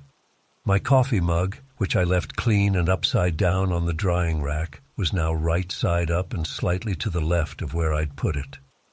I smiled grimly. Perfect. I checked my camera footage right away. I scrolled through hours of stillness. Nothing moved. No one came in. No door opening, no figure, no shadows. The mug just appeared in a different position from one frame to the next. It made no sense. I thought maybe the camera glitched. I tried again the next day. This time I placed a small box on the table in a very specific position, marking the edge of it with a pencil on the wood. When I returned from the store, the box was moved about an inch. I checked the footage. Nothing. No one on camera, no movement captured. The box just changed position between one moment and the next. I started to feel scared. How could something move without being seen? I felt watched. In my own apartment, I felt eyes on me when I sat on the couch. I heard creaks on the floorboards when I stood still and listened. Soft noises like gentle footsteps, but too faint to be sure. Sometimes I smelled something unfamiliar. A faint perfume, not strong, but present. I never wore perfume. It reminded me of something floral, a scent I couldn't identify. I tried talking out loud, asking if anyone was there. Of course, no one answered. I tried leaving notes on the table. "Who are you?" The note remained untouched. Things kept moving subtly. A pen here, a magazine there, my shoes slightly turned. At night, in bed, I felt uneasy. The bed dipped slightly once, as if someone sat beside me. I jumped up, turned on the lamp. Nothing. Just an empty room. My heart pounded. My skin prickled. I barely slept that night. Every tiny noise made me hold my breath. I locked the bedroom door, but it made no difference. Things still changed positions overnight. I called the landlord and asked if anyone else had a key. He said no. I called a locksmith and changed the locks. It cost too much, but I didn't care. After that, I still saw objects moved. I tried sealing the windows. Still nothing changed. I tried sleeping on the couch one night, holding a flashlight in my hand. Around 3 a.m., I woke to the sound of a soft step on the floor behind me. I snapped the flashlight on, just the bare wall. My heart thumped hard. I smelled that perfume again. I swept the beam of light around the room. No one there. I decided to confront this thing directly. The next evening, I spoke loudly. "I know you're here. I don't know who or what you are, but leave me alone." My voice shook. I waited, listening. Silence. I paced the floor. I told it to get out. I felt silly, but I had to try. Suddenly, a picture frame on the shelf tipped over and fell. I jumped. It clattered on the floor. When I picked it up, I saw no reason it would fall. It was stable before. My arms felt weak.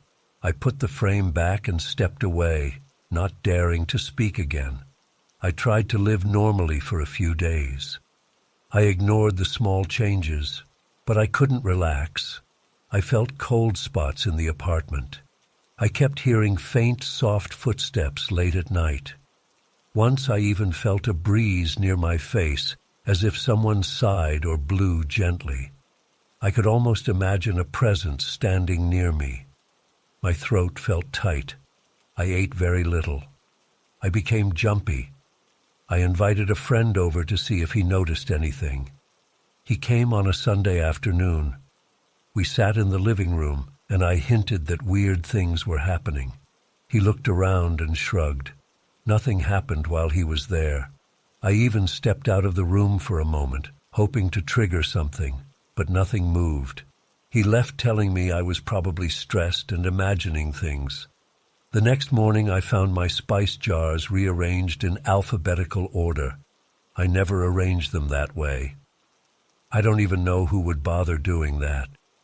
My cameras showed the jars moving slightly from one second to the next without any visible cause. I rubbed my eyes until they hurt. I felt like I was losing my mind. That night, I decided to try something different. I placed flour on the floor in a thin layer near the kitchen doorway. If someone invisible stepped there, maybe I'd see footprints.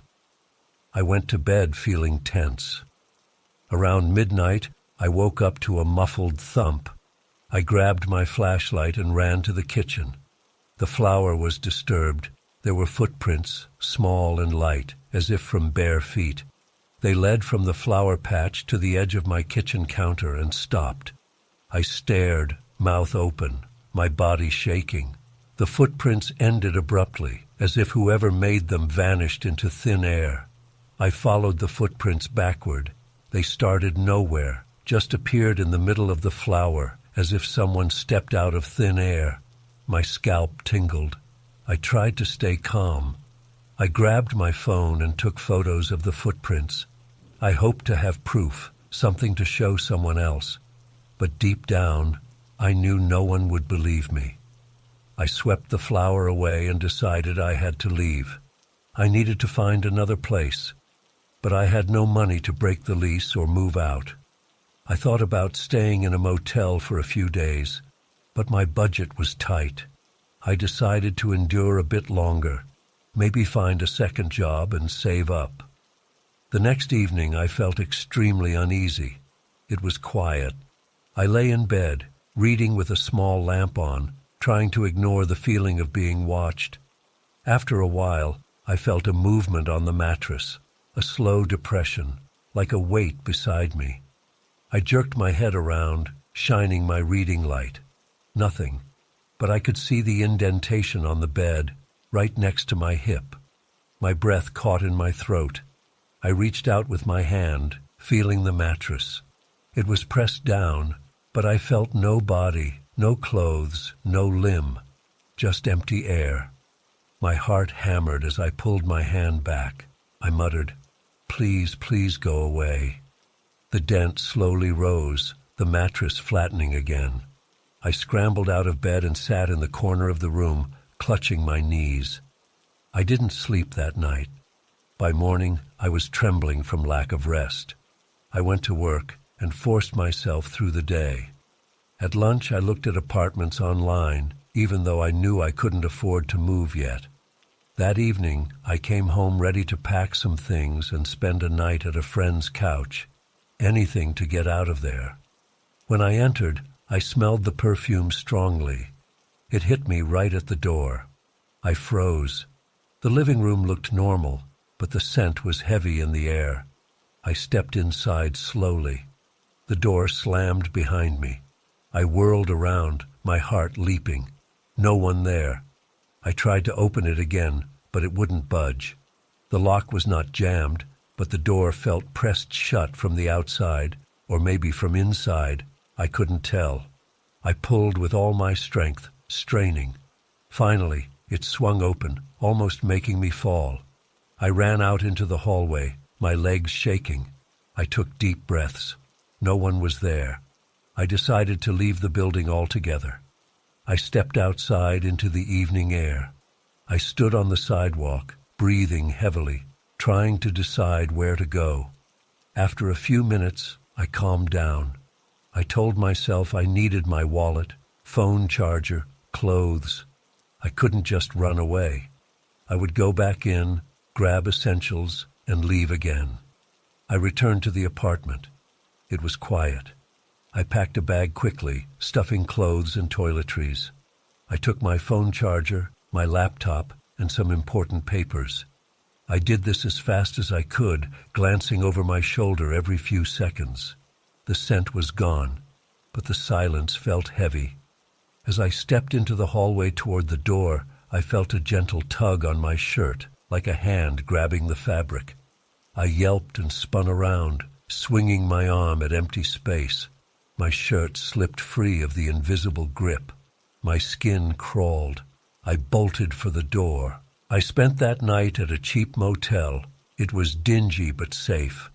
I slept a few hours, restless, imagining that thing following me. In the morning, I checked my phone. No strange messages or calls. Everything normal. I visited my landlord, and demanded to know if anything weird had happened before in that apartment. He looked confused. I pressed him. He admitted that a previous tenant had complained about strange occurrences. She moved out abruptly. He said he never saw anything unusual himself. I asked if someone died there. He shrugged, said he didn't know of any deaths. I asked for early termination of the lease. He refused, said I'd lose my deposit. I stormed out, furious and terrified. With no choice, I returned to the apartment during the day. It felt less threatening in sunlight. I kept all windows open. I played music loudly, trying to break the tension. I spent the afternoon applying for a loan online, hoping to get enough money to break the lease and move. Nothing moved while I was watching. I started to doubt myself. Maybe stress caused hallucinations. As evening fell, I decided to sleep on the couch with all the lights on. I placed a chair against the front door. I held a kitchen knife, feeling ridiculous but desperate. Around midnight, I dozed off. I woke up to the sound of soft breathing. It wasn't mine. Someone breathed next to me, slow and quiet. I opened my eyes and saw no one, but the breathing continued. I felt a gentle pressure on the couch cushion beside me. I sat up fast, swinging the knife in the air. The breathing stopped. I stood and backed away, heart racing. I could still smell that faint perfume. I realized I could not stay another night. I grabbed my bag and left at once. I didn't care about losing money. I'd find a friend's sofa, move my stuff out later. I just needed to leave. That was last week. I haven't gone back since. I'm trying to get my things out during daylight hours, with friends helping. Every time I enter that place, I feel the air heavier, as if something watches from a corner. I don't stay longer than I have to. My friends think I'm paranoid, but they see my fear. They noticed I look exhausted and jumpy. I have no explanation. It's not a burglar. It's not a prank. Things move without anyone there. I felt something touch me, smelled scents I don't own, heard breathing and footsteps. Whatever it is, it's not visible. It's playing with me. I just know I can't live like that. I'm leaving for good, leaving that place empty for the landlord to deal with. I won't go back. I don't want to ever feel that invisible presence again.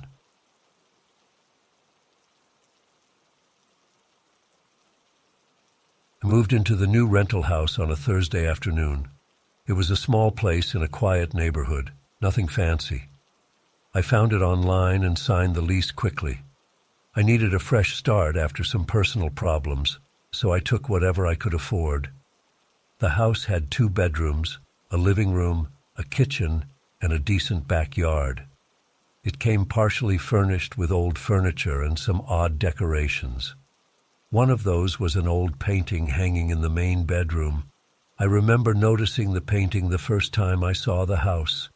It showed a calm landscape, green hills, a small barn, a few trees. The colors were faded and the frame looked worn. I didn't think much about it. I figured the landlord just left it there. But after I moved in and set up my bed, my clothes, and unpacked some boxes, I noticed something odd about that painting. In the lower right corner, almost hidden by dirt and age, there was a faint number. It wasn't part of the artist's signature or the date. It looked like someone had scratched a number onto the painting after it was finished. I leaned in close, squinting under the weak overhead light. The number read 5482. It wasn't large, but it was distinct if you looked carefully. I ran my finger over it and felt a slight groove, as if made by a sharp tool. I didn't know what it meant. Maybe it was a catalog number from a previous owner, or some code. I shrugged and went on with my evening, setting up my kitchen utensils and basic supplies. Later, before sleeping, I glanced at the painting again. The number 5482 stuck in my mind. It had no obvious meaning. I turned off the light and tried to sleep. That night, I had strange dreams. They weren't full scenes, just flashes. I saw the number 5482 repeated over and over, as if someone whispered it into my ear. I woke up sweating. The room felt stuffy. I opened the window and looked at the painting in the dim streetlight. The number was still there, silent and dull, but somehow I felt it was important. I told myself it was just stress from moving. I tried to sleep again. The next day, as I ate breakfast, I thought about the number. I wondered if it might be an address. The landlord mentioned a nearby city about half an hour's drive away. Addresses there often had simple numeric styles. I tried searching online on my phone. I typed 5482 plus the name of that city. To my surprise, it popped up as a valid street address. 5482 something, a location in a neighboring city. It was just a numeric address without much detail on the search result. Curious and a bit uneasy, I decided to check it out. I had no reason to, but I felt compelled. That afternoon I got in my car and followed the GPS. The drive was quiet. I passed through fields and small roads. Eventually, I reached the street that matched the address. It ended at a vacant lot. No house, just an empty plot of land. The soil looked disturbed, as if something heavy had been dragged or placed there recently. A few tire tracks led off to the side. No buildings, no mailbox, no sign. Just that number confirmed on my GPS as the correct location. I got out of the car and stood there for a minute, feeling stupid. Why had I come here? I kicked at the dirt, looked around. Nothing. Just silence. A distant sound of a tractor maybe, a few crows circling overhead. I walked around the perimeter, but there was nothing to see. I snapped a photo on my phone out of habit and then returned to my car. On the drive back, I tried to forget about it. Maybe it was a coincidence. Maybe the painting's number had nothing to do with this place. But I couldn't shake the uneasy feeling. When I got home, I went straight to the bedroom and looked at the painting again. The number was still there, 5482. I stared at it for a long moment. My heart rate picked up. I took a shower and tried to relax. Later that night, I had more dreams, but this time I saw the empty lot in my mind. I saw dark shapes moving at that location. I heard scraping noises. I woke up with a headache. The next morning, I stood in front of the painting again. Something looked different. I leaned in close. The number didn't look the same. It was no longer 5482. I rubbed my eyes and looked again. Now it read 7291. I swore under my breath. I was sure it had been 5482 before. I grabbed my phone and checked the photo I took at the vacant lot. I remembered the original number clearly. The painting must have changed. But that's impossible. Paintings don't just change. My hands shook as I took a new photo of the painting. I zoomed in on the new number, 7291. I searched it online with my city's name. Immediately, my heart sank. The result showed my own street address. 7291 was my current house number. I felt a chill run down my spine. The painting now showed my address. I walked around the house, checking doors and windows, making sure I was alone. Everything was locked. My throat felt dry. I stared at the painting again, trying to understand how this happened. There was no explanation. I tried scratching the number lightly with my fingernail, but it was etched in. The same groove, just a different number now. I decided to take the painting down. I carefully removed it from the wall.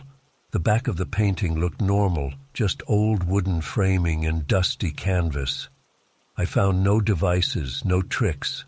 I placed it on the floor, facing the wall, so I couldn't see the image or the number. I told myself that would solve it. That evening, I tried to watch TV and ignore it. I listened to the radio, made dinner, and avoided the bedroom. My mind raced. Could someone be entering the house and changing the painting? But I'd have noticed something else, right? Also, how would they change the number so perfectly etched into the paint overnight? Around midnight, I went to the bedroom. The painting was still on the floor. I hesitated, then picked it up and turned it around. The number now was 00. I gasped. I had left it showing 7291, and now it was 00. 4 zeros etched in the same spot. I felt my knees weaken. I placed it face down again and sat on the bed, trying not to panic. I left the light on all night. I barely slept. Every little noise made me flinch. In the morning, I mustered courage to check the painting again.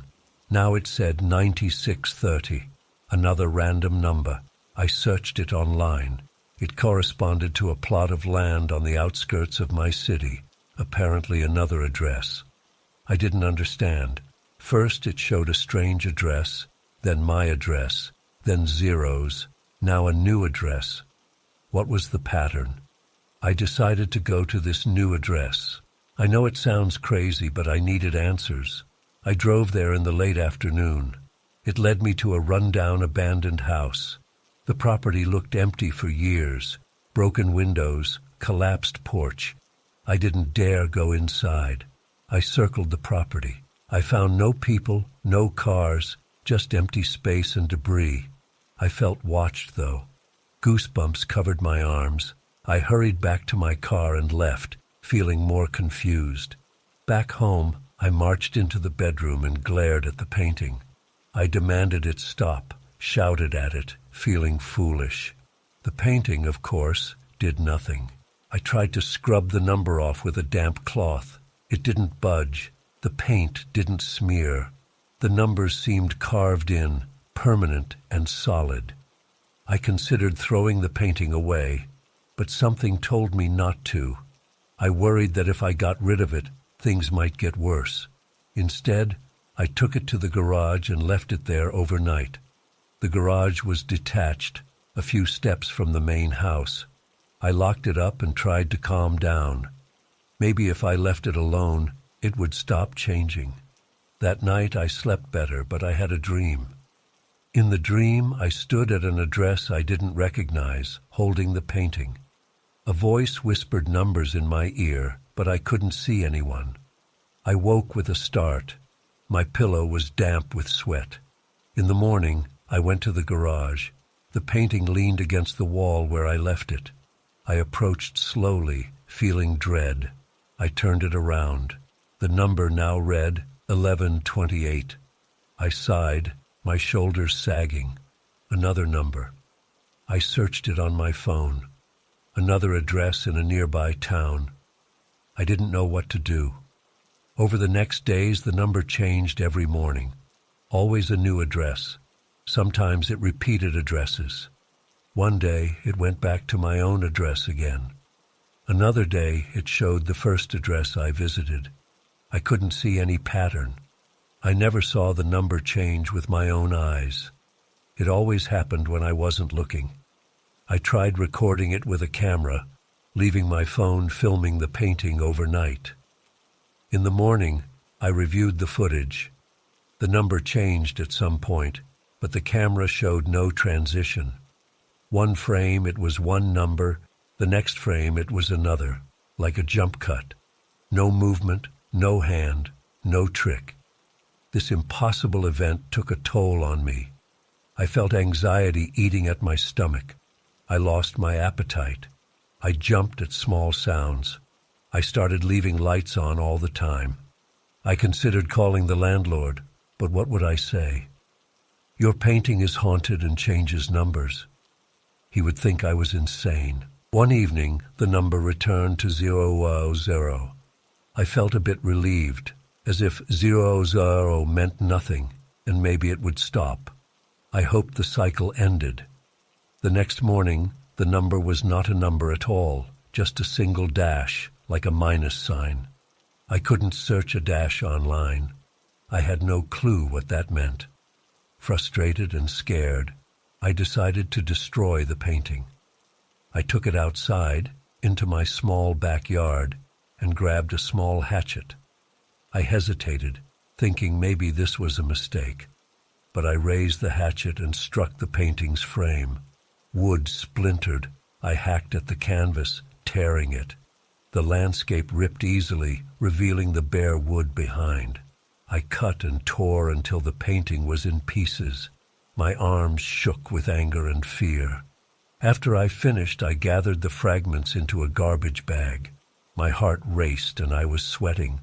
I threw the bag in the trash bin outside, feeling a grim satisfaction.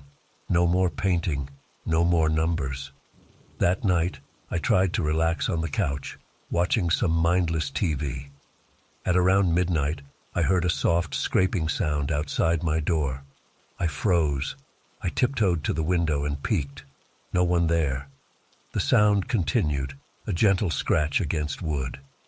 My skin crawled. I opened the door a crack and saw nothing but darkness. The sound stopped. I went back inside, locking the door.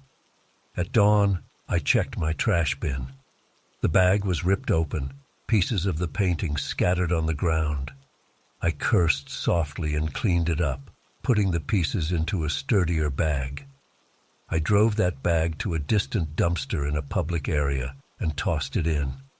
I watched a garbage truck come by a short while later and crush everything inside. Gone for good, I thought. I returned home, feeling drained. I opened my bedroom door and stared at the empty wall where the painting once hung. I almost expected to see it back there, intact. But the wall was bare. Nothing unusual. I exhaled. For the next few days, nothing strange happened. No numbers, no odd events. I started to relax, telling myself it was some bizarre hallucination or trick of the light. Maybe I was overworked, stressed from the move. I tried to move on. A week passed. One morning, I found a piece of canvas on my doorstep, a small scrap with a faint smudge of paint. My heart pounded. I picked it up with trembling fingers. On it, etched in tiny letters, was another number, 7291, my address, again. I dropped it and backed away. How? I destroyed it. It was gone. Yet here it was again, a piece returning to me. I burned that piece with a lighter and flushed the ashes down the toilet. I prayed that would end it. I avoided that house as much as I could, spending more time at work or in coffee shops. I slept poorly, always listening for sounds at night. So far, I haven't seen any new pieces or numbers, but I live with the constant worry that the numbers will appear again somewhere else. I feel like that painting marked me somehow. I don't know what it wanted. I don't know why those addresses mattered. Maybe they were scenes of past crimes, or secret locations someone wanted me to find. I'll never know. All I know is that I can't trust my own home anymore. Every morning I wake up and check the walls, the floors, any surface, half expecting to see a new number scratched there. I keep my door locked, my curtains drawn. I don't talk to neighbors. I jump at small noises. Maybe in time I'll move again, leave this place behind. But I fear that the numbers might follow. I never want to see them again. I never want to see that painting or anything like it. I just want normality, safety, and silence.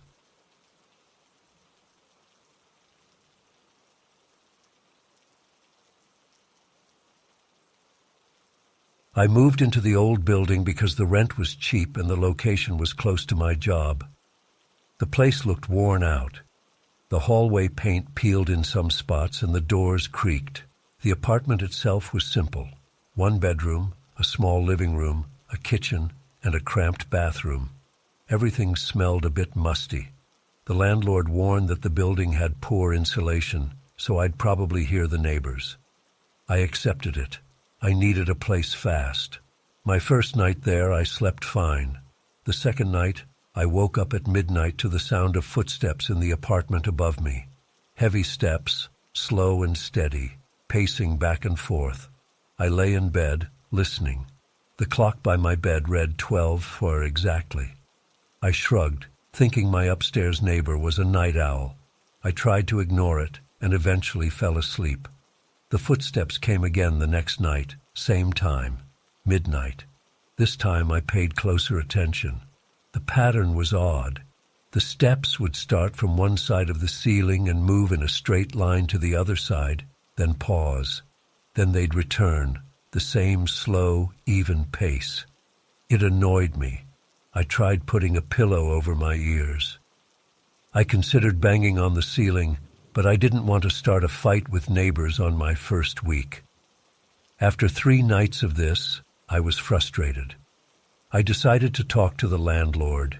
He said that the apartment above mine was empty.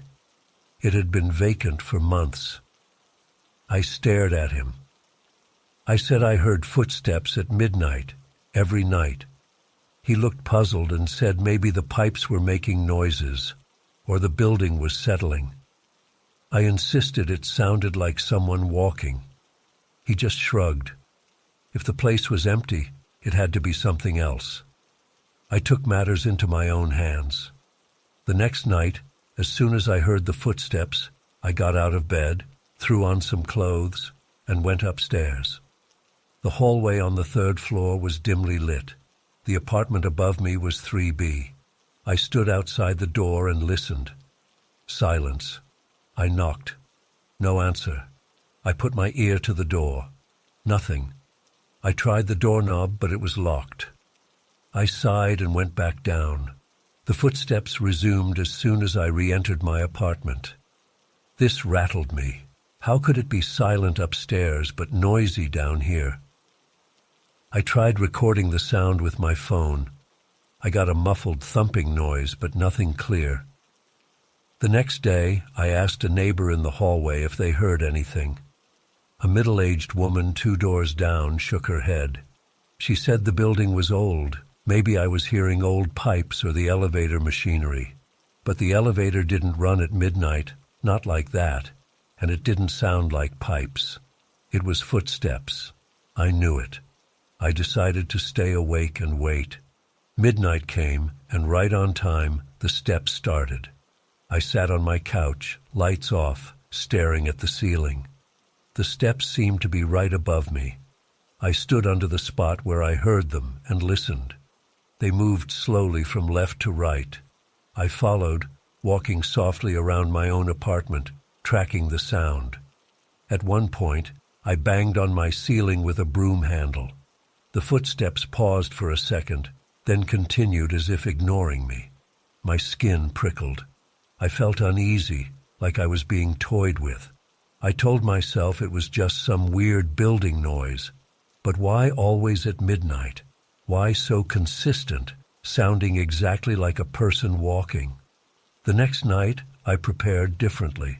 I went upstairs at 11:50 p.m. and waited in the dark hallway, leaning against the opposite wall, watching apartment 3B's door. Midnight came. I heard nothing from the hallway, no steps. But my phone, which I left recording in my own apartment below, later captured the footsteps right on schedule. That meant the sound only existed inside my apartment. This chilled me. It was like something was walking above me, but not physically present upstairs. I started feeling nervous in my own home. I slept with the lights on, waking up several times. The footsteps kept coming every night. I tried wearing headphones, playing music to drown it out, but I could still sense them. My stomach knotted at midnight, anticipating the sound. One night, I decided to push my bed to the corner of the room, away from the spot where the steps seemed strongest. Around midnight, I lay there, flashlight in hand, staring at the ceiling. The steps began. My heart pounded. They seemed louder this time, heavier. They marched back and forth, slow and deliberate. I noticed a faint vibration in the light fixture. I stood on a chair to touch the ceiling. I felt a slight tremor with each step. I yelled, "Who's there?" No answer, just the steady thump of shoes on floorboards that shouldn't be occupied. I felt sweat on my forehead. My hands shook. The next day, I tried to talk to the landlord again. He insisted apartment 3B was empty and locked. He showed me the keys. He even walked me upstairs and opened the door. Inside, the apartment was dusty and unfurnished. We walked across the floor. Our footsteps echoed. The floorboards creaked differently than the sound I heard at night. That nighttime sound was heavier, more even. The landlord looked at me like I was being difficult and said he had no idea what I was hearing. I thought about calling a friend to stay over. Maybe if someone else heard it, I wouldn't feel crazy.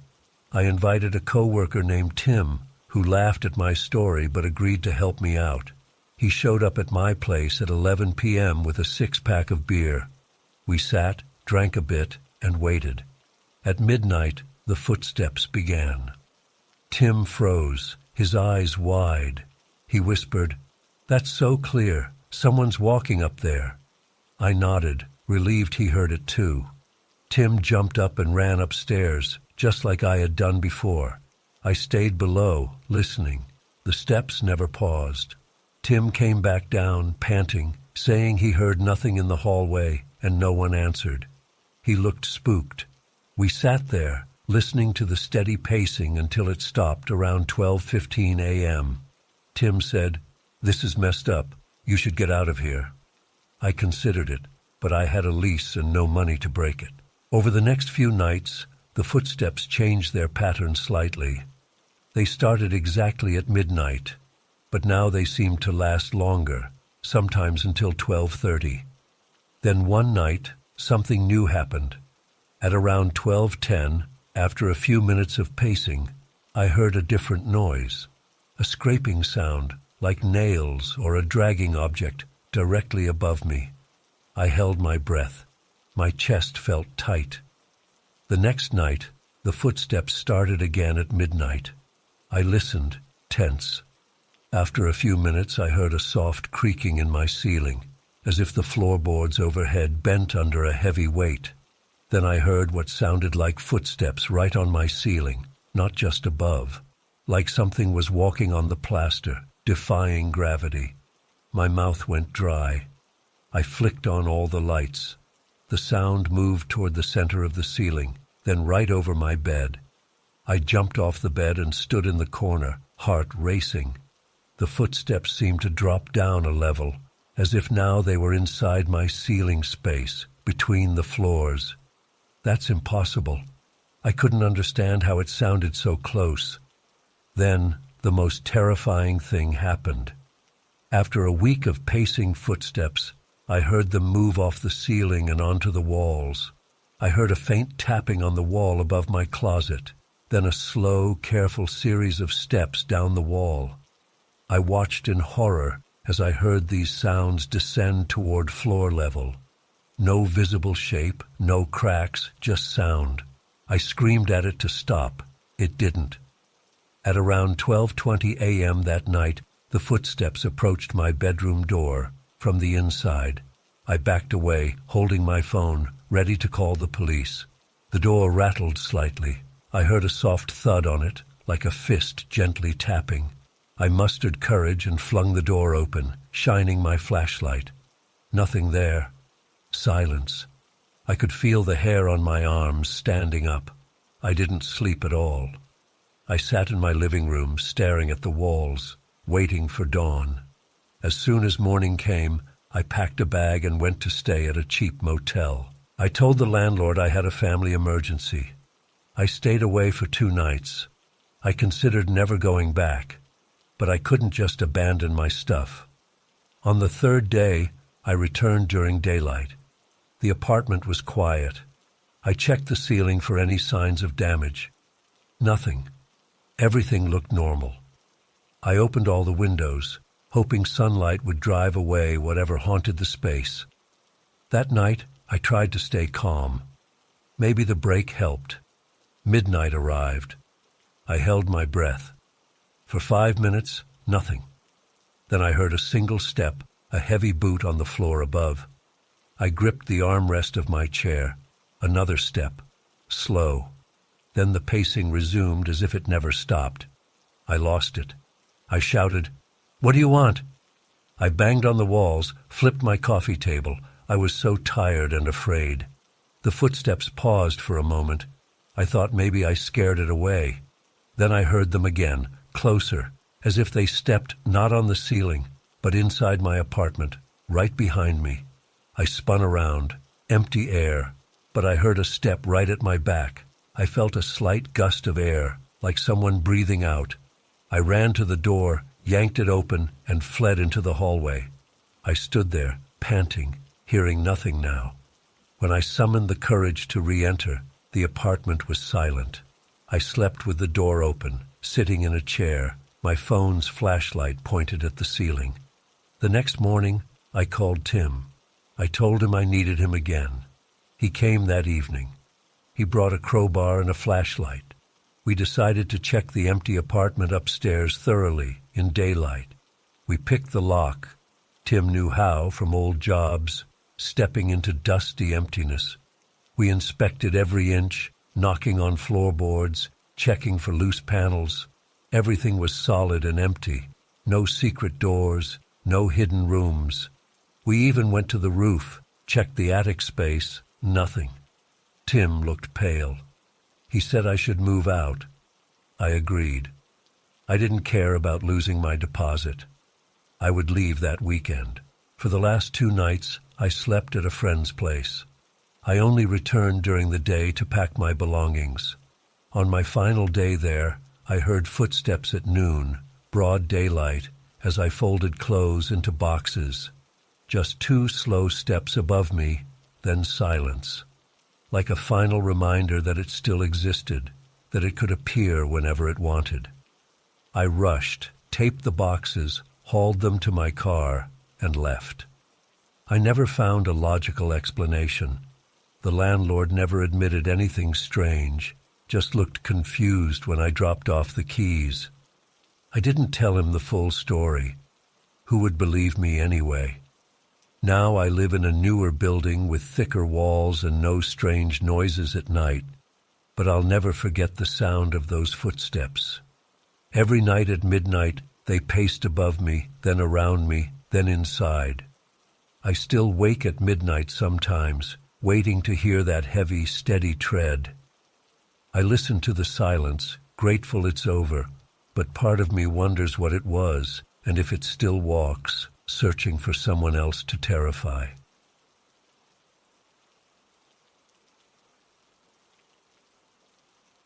I first noticed the book on a rainy afternoon. I had just picked it up from my local library. It was an older hardcover, no dust jacket, its spine slightly cracked. The librarian didn't say anything special when she checked it out for me. She just scanned my card and handed it over. I took it home, tossed it on the kitchen table, and went about my day. That evening, after dinner, I settled into my armchair and opened the book. It smelled musty. The pages were yellowed. It was some obscure collection of short stories. I flipped through the first few pages and something caught my eye. Several words on a page were underlined in pencil. I frowned. Normally, I hate when people mark library books. I leaned closer. The words were random, scattered around the page. I tried to make sense of them. After a few minutes, I realized that if I read the underlined words in sequence, they formed a sentence. It said something like, "You left early yesterday." Strange. I shrugged. Maybe a previous reader was playing a prank. I kept reading. In the next story, more words were underlined. Again, if I connected them, I got a phrase. "I saw you at the grocery store." My stomach tightened. That was true. I had gone to the grocery store 2 days ago, around closing time. How would anyone know? I flipped ahead, scanning other pages. More underlined words, forming more sentences. "You were wearing a blue jacket," and "you bought apples and cheese." This hit me hard. I did buy apples and a wedge of cheddar. No one I knew was there. It was a quiet trip. Suddenly, I felt very uneasy. I put the book down and checked the door lock. Secure. I walked around my apartment, empty and silent. I told myself I was overreacting. Maybe coincidence, but the details were too specific. Who would do this? The next morning, I decided to return the book. I hadn't even read the stories. I didn't want this strange puzzle in my home. I drove to the library, approached the returns desk, and handed it over without a word. The librarian smiled, took it, and placed it on a cart. I left quickly. That evening, after work, I found a package on my doorstep. No label, just my name on a sticky note. I picked it up and felt something solid inside. My heart sank. I went inside and opened it. It was the same book, the exact same. My name and library card number were on the checkout slip still tucked inside. I cursed under my breath. How did it get here? I checked my windows and doors again, all locked, no sign of forced entry. I opened the book. New passages were underlined. This time the message read, "Don't ignore me." I flipped more pages, trying not to shake.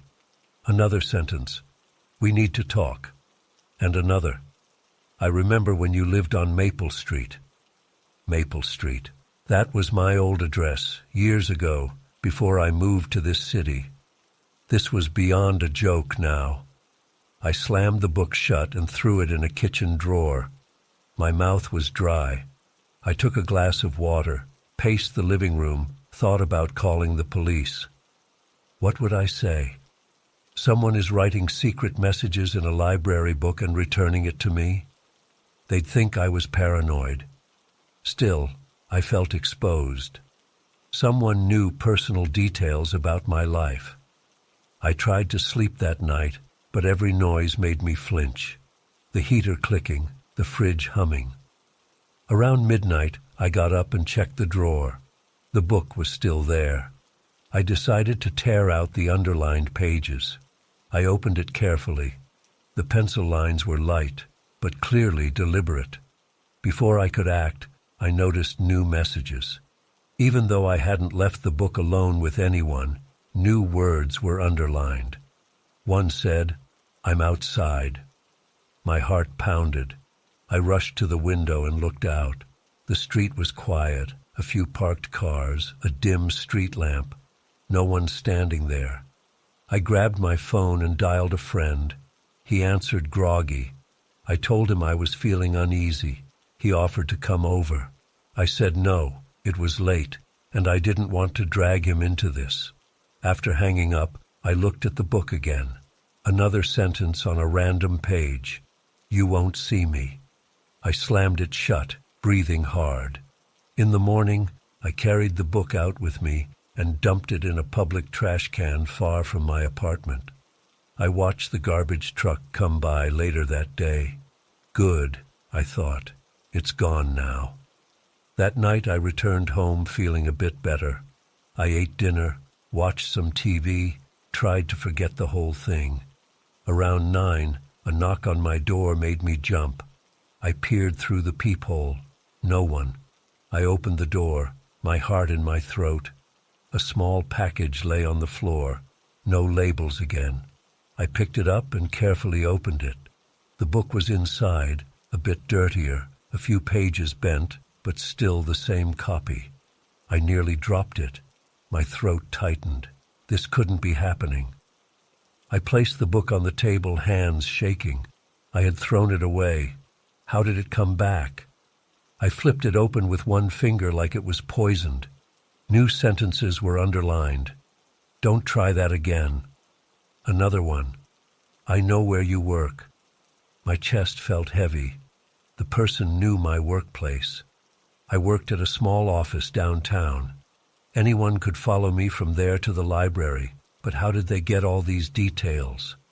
I paced the apartment, checking each room. Empty.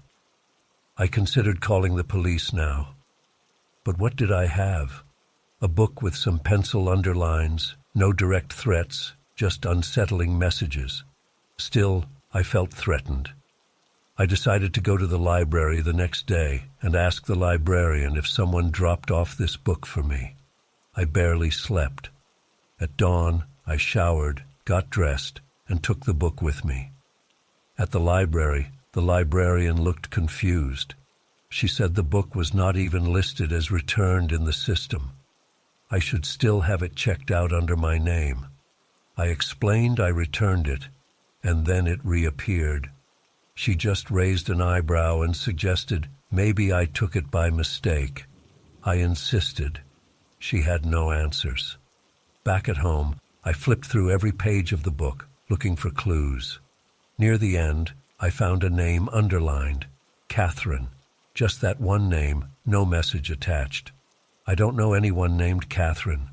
Then on another page, I saw a date, June 5th. That date meant nothing to me. I searched my memory.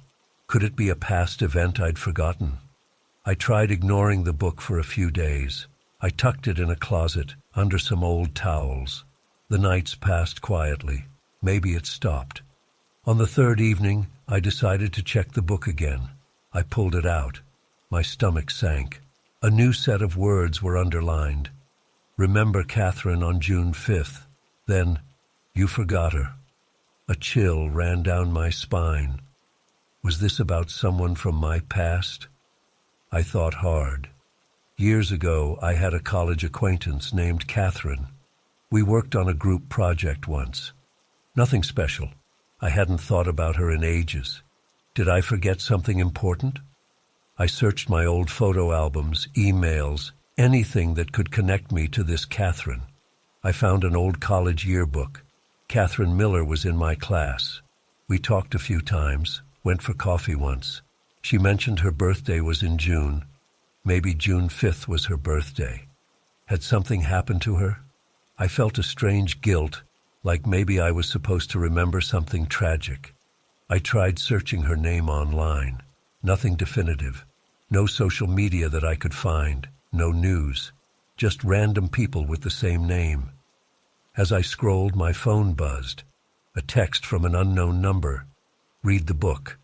I froze. The person texting me now? I typed back, "Who are you?" No answer. I grabbed the book again, flipping pages at random. Underlined words. "You owe her." Another. "You never said sorry." My heart pounded. Sorry for what? I tried to recall if I ever wronged Catherine. We barely knew each other. We worked on a project together. Did I do something bad? I remembered flaking on a meeting once, but that seemed minor. That night, I heard a creak outside my apartment door. I pressed my ear against it. No voices, no movement, just silence.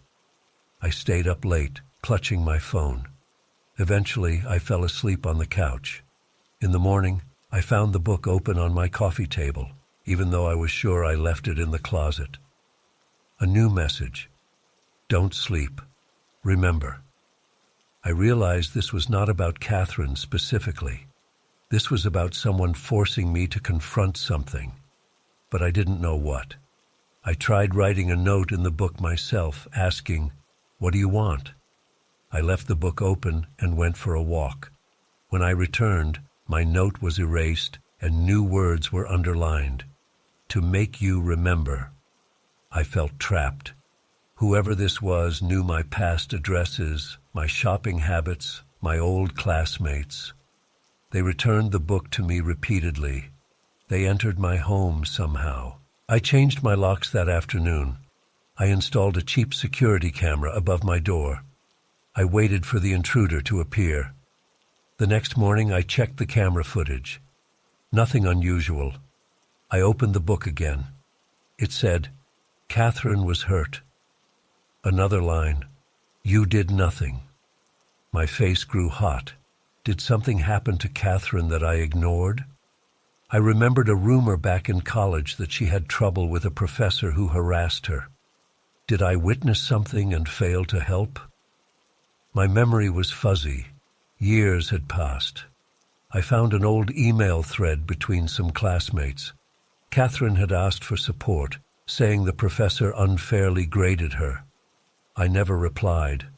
I was busy, or I didn't care enough at the time. Could that be what this is about? It seemed small, but maybe it mattered to whoever was behind this. The book's messages. You stood by, silent. Another line. She needed you. I felt guilty now. But who was punishing me for this? Catherine herself? Someone connected to her? I tried searching for Catherine's name plus my old college again, adding keywords like missing or accident. I found a memorial page. Catherine died 5 years ago. The date mentioned, June 5th, her birthday, was also the date of her death. A car accident. My hands shook. I felt sick. I looked at the book and whispered, "I'm sorry." Tears welled up. I barely knew her, but the idea that I failed to help in some small way now haunted me. I told the empty room, "I'm sorry I didn't help you when you asked." I felt foolish talking to no one, but I had to try. A few days passed. The book remained in the closet. No new messages appeared. I thought maybe this ordeal was over. Then one night, I woke up to a soft tapping sound. I checked the living room. The book was on the floor, open, pages ruffling as if caught in a breeze. I picked it up. New words. Acknowledge her pain. Another line. Say her name. I stood there in my pajamas, holding this cursed book. I said aloud, "Catherine, I acknowledge what you went through. I'm sorry I ignored your calls for help. I'm sorry I never reached out." My voice shook. I felt tears on my cheeks. The room fell quiet. I set the book on the table.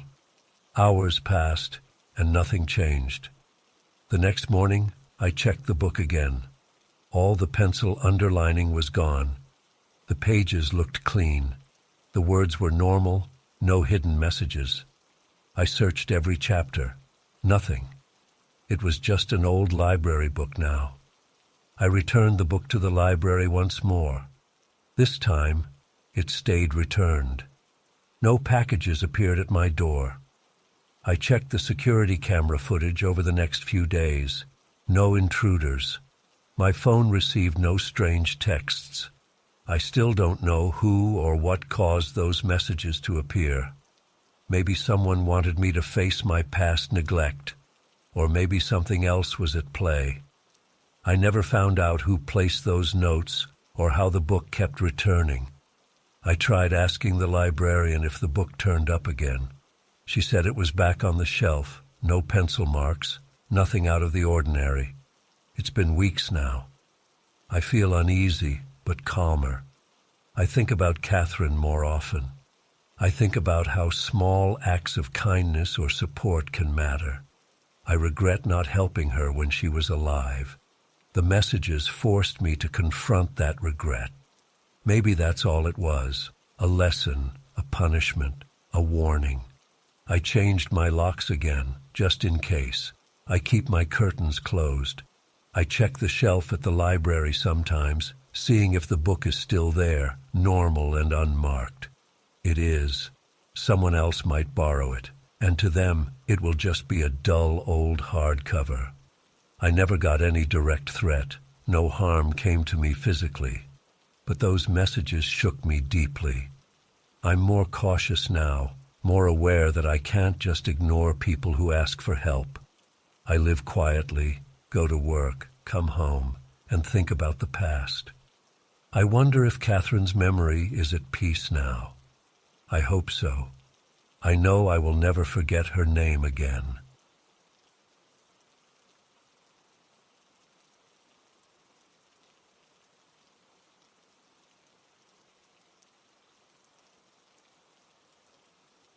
I moved into this house 6 months ago.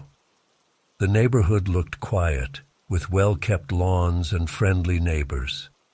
The house next door had been empty since before I arrived. The realtor said it was up for sale, but no one had shown interest. I barely thought about it after I settled in. It just sat there, dark and silent. A few weeks ago, I noticed something strange. One night, I saw a light on in that house. A single window lit up around midnight. I looked out my bedroom window and saw a faint glow through the curtains next door. It surprised me. I thought no one lived there. The next morning, I checked. The curtains were drawn, no sign of movement, no car in the driveway. I shrugged it off. Maybe the realtor showed it late, or a maintenance guy forgot to turn off a lamp. The next night, the light appeared again at the same time. A soft, yellow glow. I stood by my window, watching. It stayed on for about an hour, then flicked off. I wanted to be sure I wasn't imagining things. The following night, I waited by my bedroom window at midnight. Right on time, the light came on. No shadows moved behind the curtains. Just that steady glow. After an hour, darkness returned. After a week of this pattern, my curiosity got the better of me. On a Saturday afternoon, I walked next door. The driveway was empty. The lawn looked neat, but a bit overgrown at the edges. I knocked on the front door. Silence. I peered through the windows. All I saw were empty rooms, bare floors, no furniture. I tried the back door from across the fence.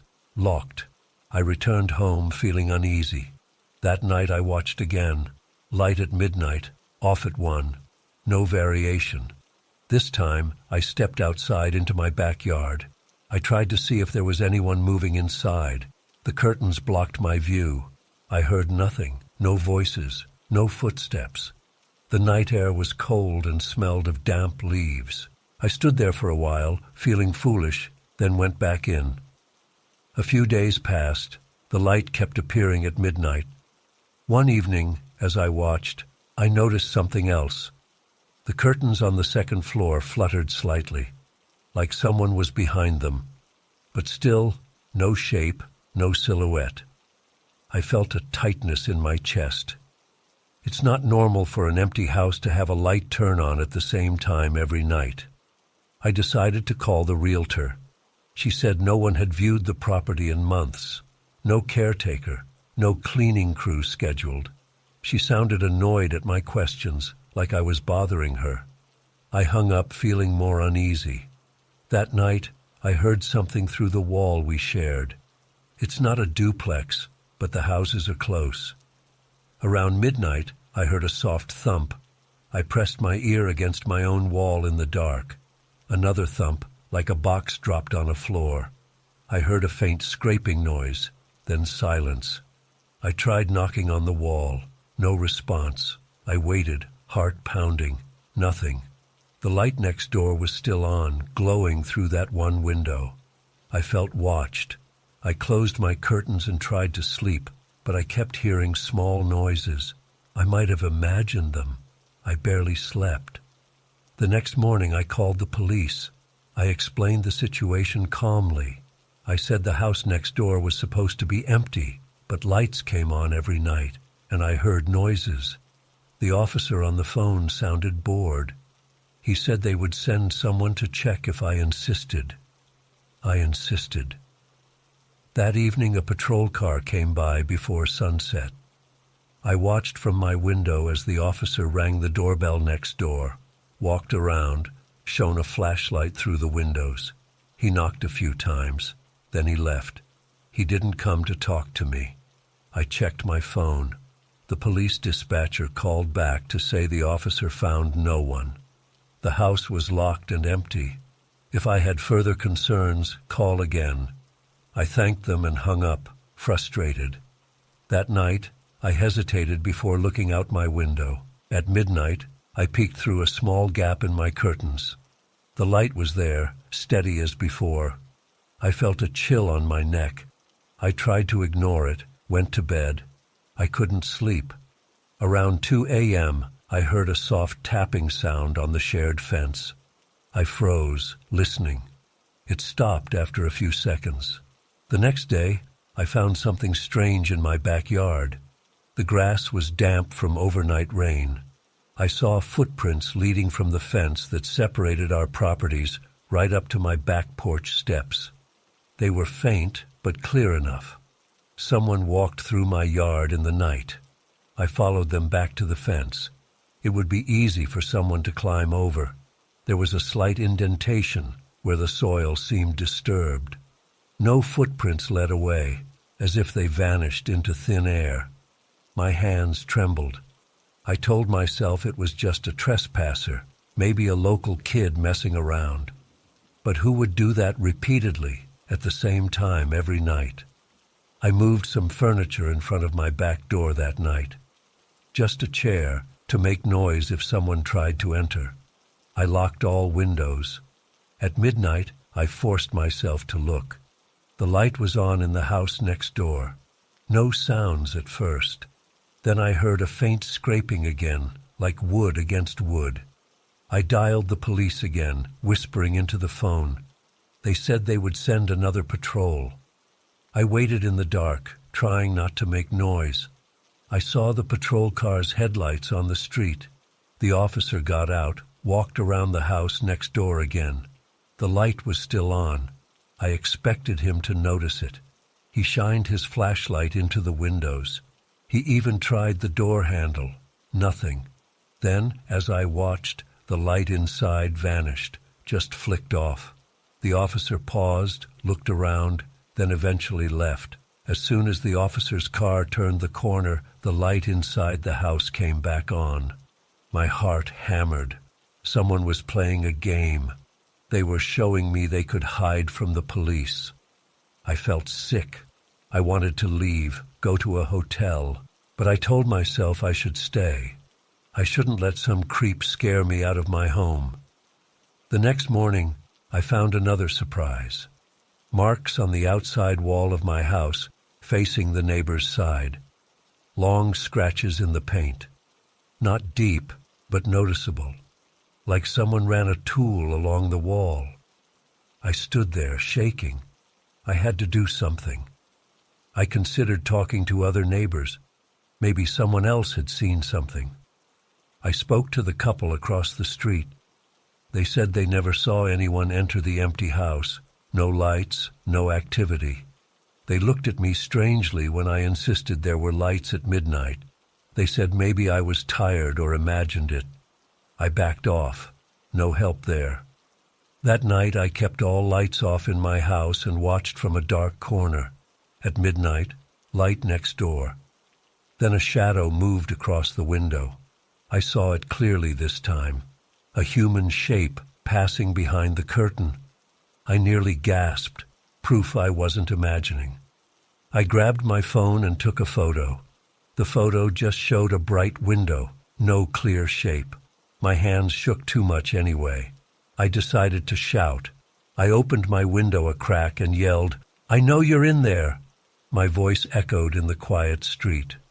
The light went out immediately. I saw no movement, no response. After a few minutes, I heard a quiet sound, like laughter, very faint, coming from somewhere in the dark. It might have been my imagination, but it set my nerves on edge. I slammed my window and locked it. Later that night, as I tried to sleep, I heard footsteps outside my front door. Slow steps on the porch. I held my breath, gripping my phone, ready to call the police again. The steps stopped. I waited. No knock, no attempt to enter. Eventually, I heard them retreat. In the morning, I found more footprints in the patch of dirt by my front step. Someone stood there, listening or watching me from outside. I called a locksmith and changed all my locks the next day. I installed a chain on the door and put a wooden bar in the sliding window track. I bought pepper spray. I was tense all the time, jumping at small noises. That evening, no light appeared next door at midnight. I waited, heart pounding. Nothing. I felt relief mixed with dread. Maybe they gave up, or maybe they were planning something else. I slept fitfully. The next night, the light returned. This time it flickered on and off 3 times, as if signaling. I tried to ignore it. I wrapped myself in blankets and watched TV at a low volume, trying to pretend it didn't bother me. Then I heard a whisper outside my window. A single word, too quiet to understand. My skin crawled. I turned off the TV and held my breath. Silence. In the morning, I found muddy footprints leading from the neighbor's side to my side window. They ended under my window, then returned back over the fence. Like someone stood there, watching me through the glass while I watched TV. I wanted to run.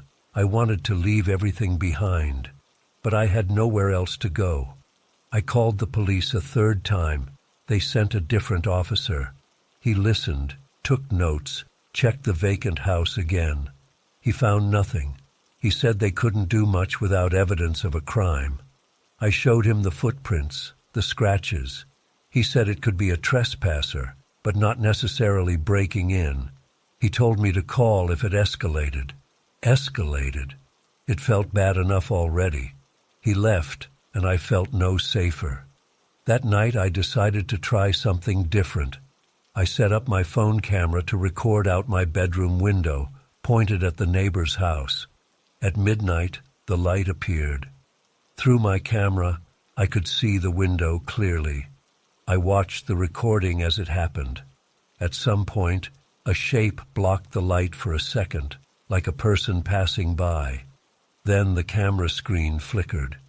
When I checked the footage later, it cut out at that moment. Corrupted data. I got no useful evidence. My nerves were shot. I began to suspect someone wanted to scare me, drive me away. I thought about my house's previous owner. Did they have enemies? Was there something hidden in my house that attracted this attention? I searched my attic, my basement, every closet. Found nothing unusual. The constant tension wore me down. I considered selling the house, but that would take time. Each night, I expected the light next door and the quiet harassment. Footsteps outside, faint knocks, the feeling of being watched. I barely ate, lost sleep, jumped at every sound. Then, one cold morning, I woke up to find new footprints in fresh snow. They led directly from the neighbor's backyard to my back door. Perfect prints, like boots. They circled my house once, and then returned the way they came. I followed them around, heart pounding. They ended at the fence. On the other side, only smooth snow with no tracks leading away, as if the person vanished. I called the police again, voice trembling. They arrived, looked at the prints, seemed puzzled. They checked the vacant house again. Still empty, no sign of forced entry. The officer said maybe a drifter was hiding in the neighborhood. I knew it wasn't random. This was targeted. He left, and I felt alone again. That night, at midnight, I stood in my dark living room and said softly, "What do you want from me?" I heard a faint scuffling sound outside, then silence. The light next door came on, stayed for an hour, then turned off. No response, no message, just that routine. For the next week, nothing changed. Light at midnight, occasional footprints or noises, no direct confrontation. I lived in a state of fear. One night, I realized I couldn't live like this. I packed a small bag, took important documents, and left to stay with a friend across town. I didn't tell anyone. I just left my house dark and empty. My friend let me sleep in his spare room. I stayed there for several days, telling him I had some issue at my house I couldn't solve right now. After a week, I returned in the afternoon to check on my place. Everything looked normal. I entered, bracing myself. Quiet, calm. That night, I waited. Midnight came. I peeked out. The neighbor's house was dark, no light. I waited another hour. Nothing. No footsteps, no noises. It seemed that my absence broke the pattern. Maybe whoever it was got bored or found another target. I stayed up all night, waiting for something, but nothing happened. The next night, the same. Silence, darkness. The following morning, I found a single piece of paper slipped under my front door. It said nothing but had a muddy fingerprint smudge on it. I stared at it, then tore it up. I called the locksmith again, asked him to reinforce the doors and windows. He did what he could. I never found out who did all this or why. In the following weeks, the empty house remained dark at midnight. The footprints stopped appearing. The noises faded. Life returned to normal mostly. But I still lock every door and window tightly. I still wake up at midnight sometimes, expecting a light next door. I look and see only darkness. I feel a lingering tension, a memory of that strange attention. I don't know who watched me or what they wanted. All I know is that I survived it, and now I'm more cautious than ever.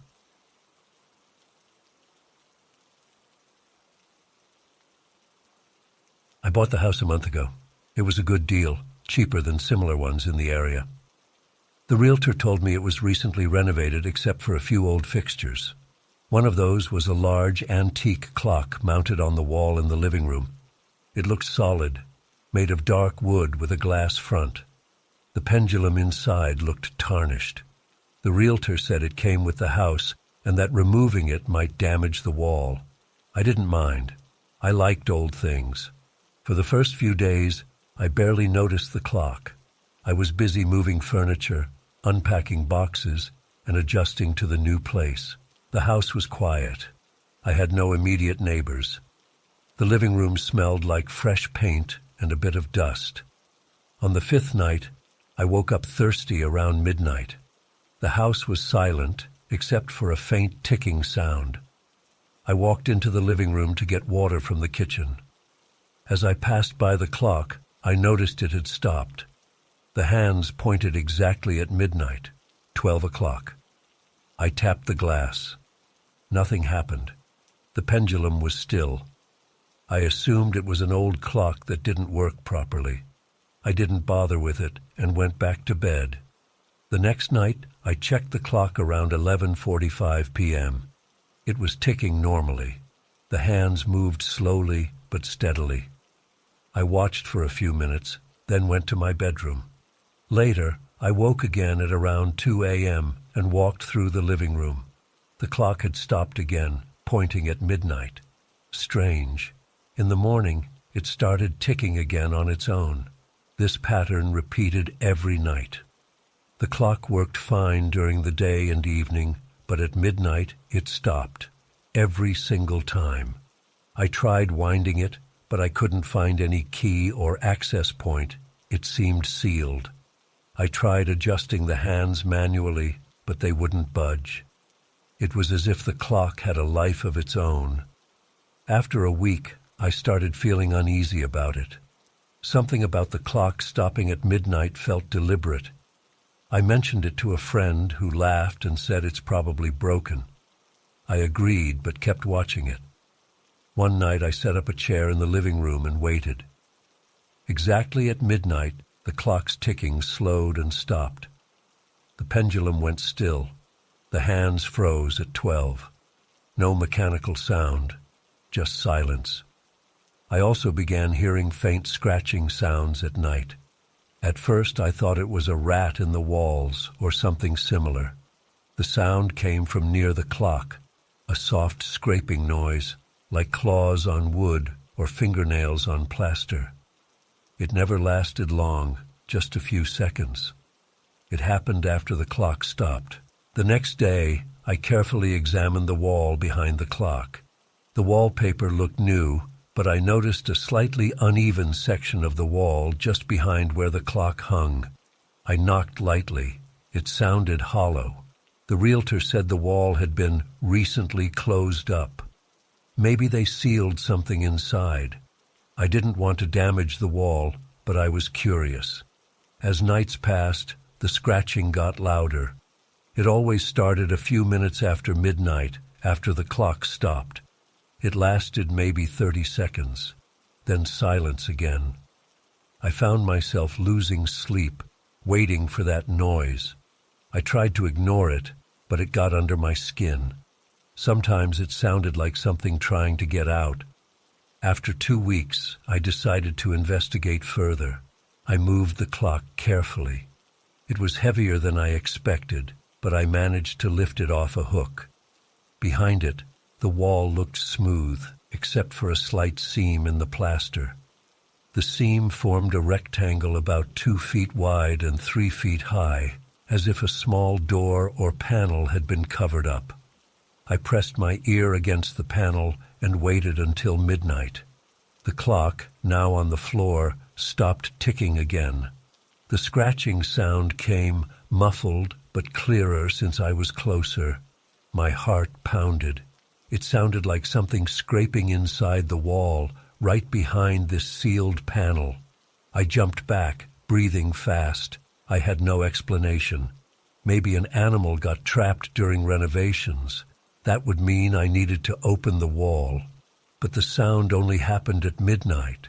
Why would an animal only scratch then? I tried knocking on the panel. No response. The noise stopped as soon as I made a sound. I called a handyman the next day. I asked if he could open the wall. He looked confused, asked why. I made up a story about faulty wiring. He said sure, but he'd have to cut into the plaster. He scheduled for 2 days later. I felt relieved. Soon, I would know what was back there. That night, I tried recording the sound with my phone. At midnight, the clock stopped. I recorded. The scratching was there, faint but audible. A gentle scrape, scrape, scrape. When I played it back later, I heard it clearly. At least I wasn't imagining things. The next day, I showed the recording to the handyman. He looked uncomfortable. He said it might be a rodent, but it sounded odd. He hesitated but agreed to check the wall. He came late afternoon, carrying tools. I stood behind him as he tapped the plaster. The panel area sounded hollow. He used a utility knife to cut the wallpaper and plaster along the seam. Underneath, he found a wooden panel nailed in place. He pried it loose, and we both leaned in to see what was inside. Behind the panel was a small cavity, about a foot deep. Inside, there was an old wooden box and some shredded fabric. Dust filled the air. The box looked handmade, rough, and nailed shut. The handyman shrugged and handed it to me. The fabric bits seemed like old cloth, nothing else. No animals jumped out, no sign of rodents. He left after patching the hole I made, promising to return after I decided what to do with the space. I thanked him, holding the box in my hands.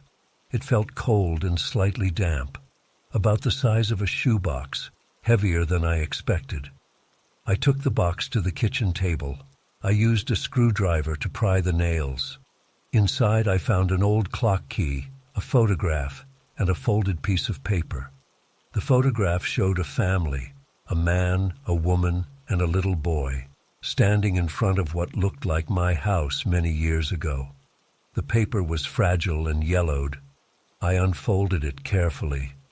Written in shaky handwriting was a note. Do not remove the clock. At midnight it must stop. Behind this wall lies what should not be disturbed. If you open this, remember, you chose to know. My chest tightened. The clock key was ornate, old-fashioned. I guessed it was the key to the old clock. The note suggested that the clock stopping at midnight was intentional. Why would someone hide this? I took the key and approached the clock. I found a small keyhole on the side, previously overlooked. I turned the key gently. The clock's back panel clicked open. Inside, I saw old gears and a strange mechanism with a small weighted lever. It looked like it was designed to stop the clock at midnight. I couldn't fully understand how it worked, but it seemed deliberate. As I studied it, I heard a faint scratch on the wall again. It wasn't midnight. It was evening, maybe 7 p.m. I froze. This was the first time it happened outside the midnight cycle. I turned towards the wall. Nothing else. My heart pounded. Did my opening the box or removing the panel change something? That night, I waited anxiously. Midnight came. The clock, still operational, slowed and stopped by the mechanism inside. Then the scratching began, louder this time. I rushed to the wall. I had sealed it back with a temporary board. I pressed my ear against it. The scratching continued, then a dull thump, like a fist hitting from inside the wall. I backed away, mouth dry. Something was in there, or something wanted out, but we had opened it and found nothing but a box, unless there was another hollow space. I felt the hair on my arms stand up. The note warned me. I had disturbed something. I stayed up all night, too scared to sleep. The scratching happened again at 1 a.m., then 2 a.m., random times now, not just midnight. Each time it lasted longer. I could feel vibrations in the floorboards, a soft rumble. I tried playing music to drown it out, but I could still feel it in my bones. In the morning, I called the handyman again, asked him to open more of the wall, the entire section. He came, though he looked annoyed by the sudden urgency. He cut deeper into the wall. Behind the initial cavity, we found a second wooden barrier, thicker and older. He tapped it, hollow behind it again. He asked if I was sure I wanted to go further. I nodded, pretending I had a good reason. He pried the second barrier open. As he did, a rush of damp, stale air hit us. The space beyond was larger, maybe a hidden compartment or old storage area. Inside, hanging from a beam, was the old clock's twin, a second pendulum and gear assembly, rusted and broken off, attached to a heavy metal latch. It looked like it was connected to something in the floor below. The handyman cursed under his breath, said he'd never seen something like this. I felt sick. Why hide a second mechanism behind the wall, connected to who knows what under the floorboards? The scratching noise seemed to come from below now. The handyman refused to go further. He patched the wall and left, saying I should hire a specialist. I couldn't blame him. He looked spooked. I spent the rest of the day in a daze. I searched online for any history of the house. I found an old newspaper article about a family tragedy decades ago. A child disappeared in this house. The father became obsessed with a clock that stopped at midnight. Rumors of something buried beneath the floors. I felt a knot in my stomach. That night, I did something reckless. I took a crowbar and pried up some floorboards near where we found the hidden assembly. I exposed a small crawl space. Shining a flashlight inside, I saw old beams, pipes, and something wrapped in cloth. My hands shook. I pulled it out. It was brittle and smelled foul. Inside the cloth were bones, small ones, like those of a child. My heart nearly stopped. I dropped it, trembling. I understood now.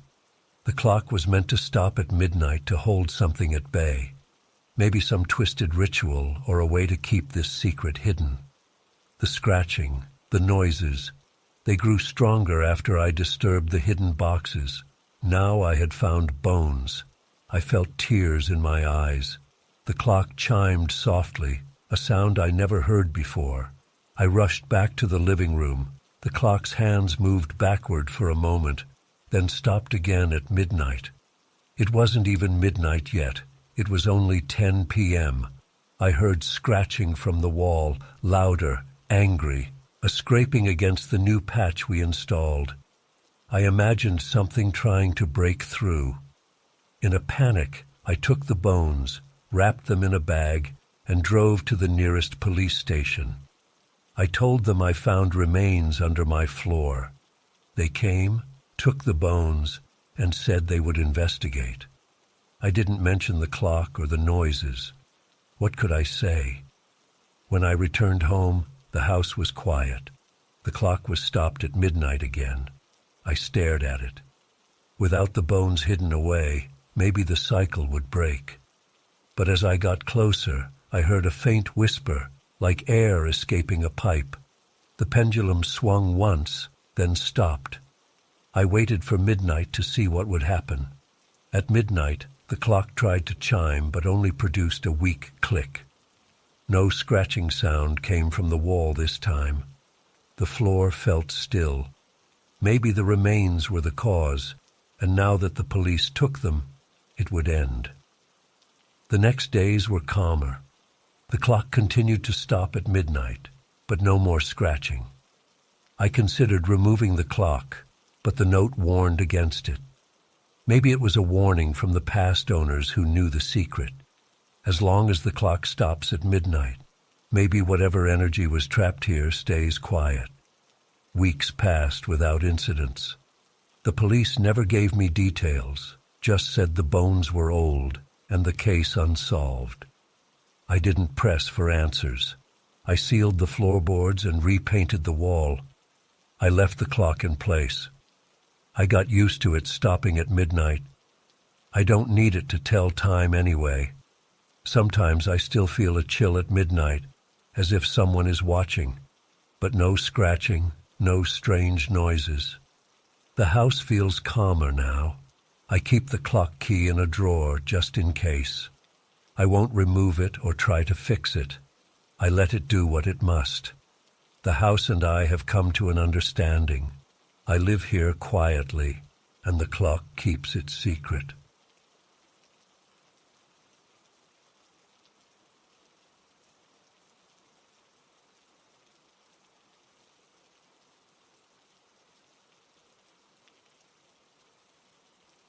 I remember the night I found the store.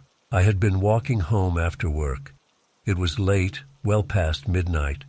I had chosen a different route that night because I wanted to avoid the main avenue, which had road construction and noise.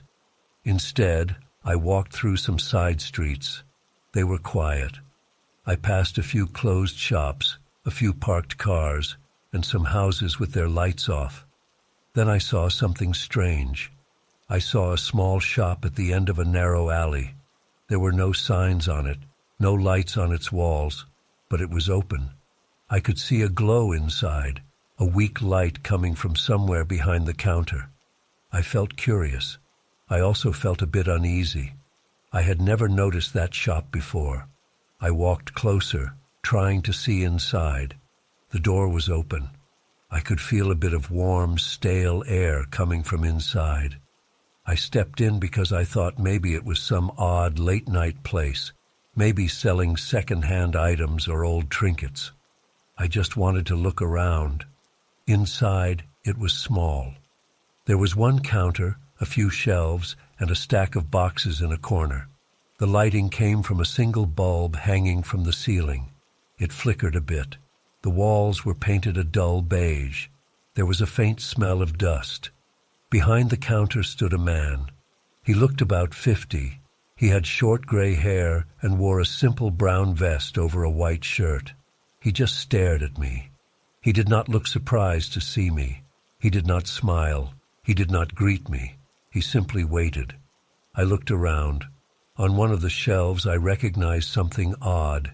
I saw a small wooden case that looked exactly like one I had at home. It was a box I used to keep old receipts in. I kept it on my desk. I saw a coat on a hanger in the corner. It looked exactly like my winter coat. It had the same patch on the left sleeve. On another shelf, I saw a broken coffee mug with a chipped handle. I had one just like that in my kitchen. It was the same color, the same chip, the same small scratch under the rim. I felt confused. I walked closer to the shelves and looked at these items. There were many things that resembled items I owned. Old books, a keychain, a photo frame, a pen with a cracked cap. I recognized them all. I reached out and touched the wooden case. The dust on it felt dry on my fingers. It looked used. It looked exactly like mine, down to every scratch and stain. I asked the man behind the counter, "Where did you get these things?" He did not answer right away. He shrugged. He said, "They've always been here." I did not understand. I told him I was sure these things belonged to me. I said, "I have that same coat. I have that same box." He said nothing. He just stood there. I could see his eyes. They did not blink very often. I was not sure what to do. I did not feel threatened, but I felt uneasy. Something was not right. I walked toward the door and looked outside. The alley was empty. No one was around. It was silent out there. I turned back to the man and said, "I should go." He nodded once, slowly. I felt compelled to check my pockets before leaving. I reached into my jacket pocket and found nothing unusual. I checked my other pocket and found my keys and my wallet, as always. I looked one last time at the items on the shelves, then walked out. The night air felt cooler when I stepped outside. I turned back to look at the shop's door. The man still stood there, watching me. I walked away. I kept looking back as I reached the end of the alley. The light was still there, that faint glow. The shop seemed real. I had a strange urge to go back inside and ask more questions, but I did not. I just wanted to go home. When I got home, it was about 1:30 in the morning. I turned on my living room light, kicked off my shoes, and headed to my bedroom. I felt tense. My body felt tight. My hands felt a bit sweaty. I tried to calm down. I told myself it was just a weird late-night shop, maybe some kind of junk store or a strange coincidence. I took off my jacket and tossed it on a chair. I went to the kitchen and opened the cupboard. The chipped coffee mug was still there. I looked at it carefully. It matched the one in the shop. The wooden box was still on my desk, right where I left it. The coat in my closet was the same coat I always had. Everything was still in place. I shook my head and tried to forget about it. I went to bed and slept poorly. I woke up late the next morning. I felt groggy. I got dressed and went into the living room. Right there, on my coffee table, I noticed something new. It was a small object. It looked like a tiny figurine made of wood. I had never seen it before. It was about the size of my thumb. It had no distinct features, just a rough shape, like a small carved piece of wood. I picked it up. It felt smooth but old. I had no idea where it came from. I checked my door. It was locked. My windows were locked. I lived alone. Nobody had been inside. I felt my stomach tighten. My breathing got heavier. I tried to think if I had brought something back from that shop. I did not remember buying or picking up anything. I remembered checking my pockets before leaving. They were empty, besides my keys and wallet. Somehow, this piece of wood was here now. I tried to ignore it. I put it on a shelf and went to work. All day, I kept thinking about that strange shop and that small object. By the time I got home, I felt uneasy. I opened my door and turned on the lights. My apartment looked normal. Then I noticed the small wooden figurine on my kitchen counter. I had left it on a shelf in the living room that morning. Now it was in the kitchen. I felt my chest tighten. I felt a slight sweat break out on my forehead. I checked the lock on my door again. Still locked. No sign of forced entry. I picked the figurine up and opened my window. I lived on the 3rd floor. I looked down at the alley behind my building. Nobody was around. I dropped the figurine. I watched it fall. It hit the pavement below and rolled out of sight. I shut the window and tried to relax. I turned on the TV and forced myself to watch something silly to calm my nerves. Later that night, before going to bed, I went to the bathroom. When I came out, I saw the wooden figurine again. It was sitting on my bedside table, right next to my alarm clock. I froze in place. My heart pounded. My legs felt weak. I picked it up. It felt exactly the same. No scratches from the fall, no dirt. It looked as if it had never left my apartment. I did not know what to do. I got a plastic bag and put the figurine inside. I tied the bag shut and put it under my bathroom sink, behind some cleaning supplies. Then I went to bed. I turned off the light and tried to sleep. I kept hearing small creaks in the apartment. Probably just the pipes or the wind, but each noise made my heart jump. Eventually, I fell asleep. In the morning, I opened the bathroom cabinet to check the bag. The bag was empty. The figurine was gone. I closed the cabinet door and turned around. The figurine was on my kitchen table. I was sure I had put it in the bag. I had tied the bag. Yet here it was, sitting calmly on the table. I felt my throat tighten. I tried to stay calm. I picked up the figurine and put it in my pocket. I went outside and walked down the block. I found a public trash can and threw it in. I watched it drop to the bottom, where I could see other garbage. I waited a moment, staring at that can. Nothing happened. I walked away. I went to a cafe and had a coffee. I tried to think of something else. After some time, I walked home, feeling slightly better. When I got back, I opened the door and saw the figurine on my living room floor. I did not scream, but I gasped. I shut the door hard behind me.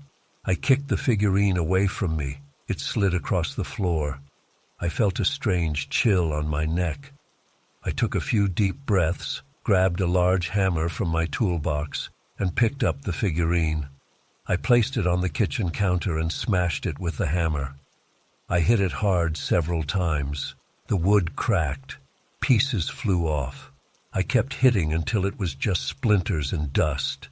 Then I swept it all into a small bag. I sealed the bag and went outside again. I walked a few blocks and found a dumpster. I threw the bag inside and slammed the lid. I walked away quickly. That night, I tried to sleep. I felt exhausted. My body ached from tension. My head hurt. I woke up around 3 in the morning. I felt thirsty. I went to the kitchen to get water. When I turned on the light, the figurine was on the counter. It was intact, just as it had been before I smashed it. My heart sank. My hands shook so badly that I dropped the glass I was holding. It shattered on the floor. I stood there, staring at the figurine. I did not understand. I had destroyed it. I had thrown it away. It kept coming back. I decided to go back to that alley. I grabbed my coat and shoes and left my apartment. It was still dark outside. The streets were quiet. I found my way to the place where I had seen that strange shop. The alley was empty. The walls were covered in old graffiti and posters. There was no door. There was no sign of any shop. The wall was solid. I ran my hands along the bricks. They felt cold and rough. I stood there for a long time, hoping to see a hint of that place. Nothing. It was gone. I went back home and tried to calm down. I paced around my living room, looking at the figurine. It just sat there. It never moved in front of me. It never made a sound. It never showed any sign of life. It just kept appearing wherever I tried to put it away. I tried hiding it behind the couch, and it would show up on a table. I tried leaving it at a friend's house when I visited him, stuffing it deep into his storage room behind old boxes. When I got back home, it was on my kitchen sink. I asked my friend a few days later if he saw anything strange, but he said no. He did not find anything odd in his storage room. He also did not seem to believe anything was going on. Over the next week, I tried many ways to get rid of it. I threw it in the river. I burned it in my bathtub. I hammered it again. I buried it in a field outside town. I tried locking it in a metal box. Every time I returned home, it was there, sitting somewhere in my apartment.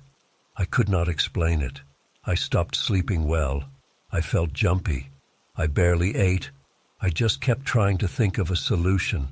Sometimes I checked my apartment door for any hidden cameras or devices. I found nothing. I considered that I might be losing my mind. But the figurine was real. I could hold it. I could feel its wooden surface. Eventually, I gave up trying to destroy it. I left it on a shelf. I stopped touching it. I avoided looking at it. For a few days, it stayed in the same place. Then I noticed something else. Other items in my apartment began changing places. I would find my toothbrush on the kitchen table. I would find my TV remote in the bathroom sink. I would find my shoes lined up in odd patterns by the front door. I felt like something was playing with me. I could not see anything moving. It happened whenever I turned my back or left the apartment. I tried staying awake at night to watch. I always fell asleep at some point, and when I woke up, things had moved again. My body felt tired all the time. My eyes were sore from lack of sleep. I jumped at small sounds. I felt trapped. I tried renting a hotel room for a night. I took only my wallet and phone. I did not take the figurine. In the hotel room, I slept lightly. When I woke up, I found the figurine on the floor by the bed. I could not escape it. I moved out of my apartment. I packed all my things and rented another place across town. On the first day in the new place, I set my boxes down and looked around. It was a small, modest apartment, no frills. I felt some hope that maybe the figurine would stay behind. But when I opened my first box to unpack, I found the figurine on top of my clothes. Since then, I have stopped trying to get rid of it. I live with it. It does not harm me. It never attacks me. It never speaks. It just stays, appearing wherever it wants. Sometimes I wake up and see it sitting on my nightstand. Sometimes I come home and find it on top of my fridge. It is always there. I cannot escape it. I cannot understand it. I do not tell anyone about it anymore. People would think I am making it up. I know what I saw in that shop. I know that place was real. I know that man behind the counter gave me nothing, but somehow I left with this thing. I know that the shop vanished, and now I cannot return it or fix this. I live with it. Every day I see it. Every night I expect it to appear somewhere new. I do not fight it anymore. I just go on, trying not to think about that night. I walked down a quiet street and entered that strange store. I try not to remember the way the man looked at me. I try not to remember how all those items looked like mine. I just live, hoping that somehow this thing will go away. It never does.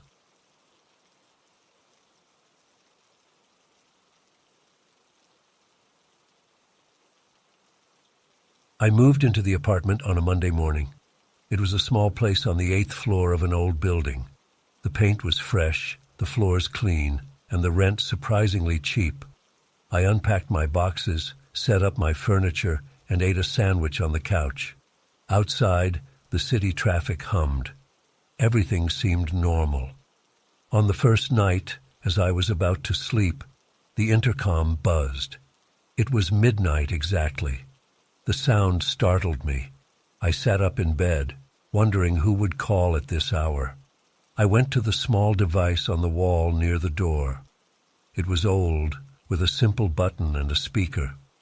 I pressed the button and said, "Hello?" No response at first, just a soft crackle. I listened carefully. I heard breathing on the other end. It was slow and steady, like someone standing just outside the building's entrance microphone. I said hello again. No answer, just breathing. I repeated myself, but no voice came through. After a minute, I released the button and backed away. The breathing continued softly until I pressed the button again and said, "Who is this?" Still no response. Eventually I hung up and went back to bed. I tried to ignore it. Maybe a prank or someone leaning on the intercom panel downstairs. I fell asleep feeling uneasy. The next night, at exactly midnight, the intercom buzzed again. This time, I answered immediately. "Who's there?" I asked, keeping my voice low. I heard the same breathing, calm and even. I waited. Nothing else. I tried ignoring it, but the intercom kept buzzing every few seconds until I pressed the button again. As soon as I did, the buzzing stopped, replaced by that silent breathing. I said, "Stop calling here. I don't know who you are." No reply, just breathing. I slammed the intercom button off and stepped back, frustrated. It stayed quiet after that. I went to bed feeling tense. By the third night, it had become a pattern. Midnight, the intercom buzzed. I answered, heard breathing, told it to stop, got nothing in return. I tried leaving the intercom unanswered, but it buzzed continuously, a harsh sound filling the apartment. It wouldn't stop until I pressed the button, then silence except for the breathing. After a few tries, I realized I had to answer or it would never end. So I answered every time, listened to the breathing, then hung up. A week passed like this. I called the building manager. He said he would check the wiring, but he found nothing wrong. I asked if there were cameras. He said yes, there were security cameras in the halls and at the front entrance. I asked to review the footage. He shrugged and agreed to show me. We checked the front entrance camera for midnight the night before. At exactly midnight, my apartment's intercom button lit up on the panel in the camera's view. No one was there pressing it. It just lit up on its own. The manager looked puzzled. He said maybe a glitch. I asked him to fix it. He promised to have a technician come by. That night at midnight it buzzed again. I answered, breathing, steady as always. I said nothing. I just listened. After about 30 seconds, I pressed the button and ended it. I sat on my couch, feeling my skin crawl. I decided to unplug the intercom if possible. I opened the small panel on the wall and looked at the wires. I didn't want to break anything, but I thought maybe I could disconnect it. Before I touched anything, the intercom buzzed again, midnight on the dot. I cursed and answered. This time, a voice spoke. It was my own voice. It said, "Open the door." My heart pounded. I stood frozen, holding the button. I said, "What the hell?" The voice repeated, "Open the door." I released the button and stepped back. The intercom was silent. My own voice had come through that speaker. I knew I hadn't said those words. I checked the time on my phone. 00:01. I felt sweat on my forehead. I went to the door and looked through the peephole. Nothing there. I checked my windows. Nothing unusual outside. The city was quiet. I didn't sleep that night. I paced around, thinking about what happened. At around 2 a.m., I mustered the courage to look at the hallway camera footage. I connected my phone to the building's security feed app the manager had shown me. I rewound to midnight and watched. The hallway outside my apartment door was empty. No one stood near my door's intercom. No one stood anywhere. Yet I had heard my own voice asking me to open the door. The next evening, I stayed up, waiting. Midnight came. The intercom buzzed. I answered, shaking slightly. The breathing was there again. I said nothing. After a long silence, my own voice came through. "Open the door." I pressed the button and said, "No, who are you?" No response, just breathing. I asked again. Nothing. I hung up, heart racing.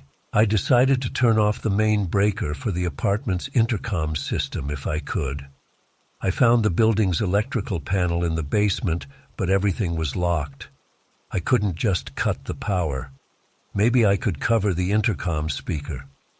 I taped a thick towel over it. Midnight came. It buzzed. I answered, heard muffled breathing, and my own voice repeating, "Open the door."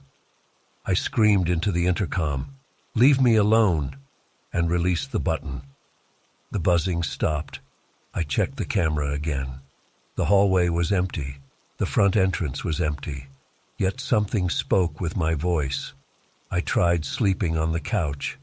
Around 3 a.m., I heard a faint sound inside the apartment. A whisper, like someone talking quietly in the corner. I jumped up and turned on every light. No one was there. I checked closets, under the bed, behind the shower curtain. Nothing. I eventually fell asleep from exhaustion, lights still on. The next night I decided not to answer the intercom at all, no matter how long it buzzed. At midnight, it started buzzing. I ignored it. It buzzed non-stop. After 10 minutes, my head hurt from the noise. I covered my ears, tried to withstand it. Suddenly, it stopped. Silence. I sighed with relief, thinking it gave up.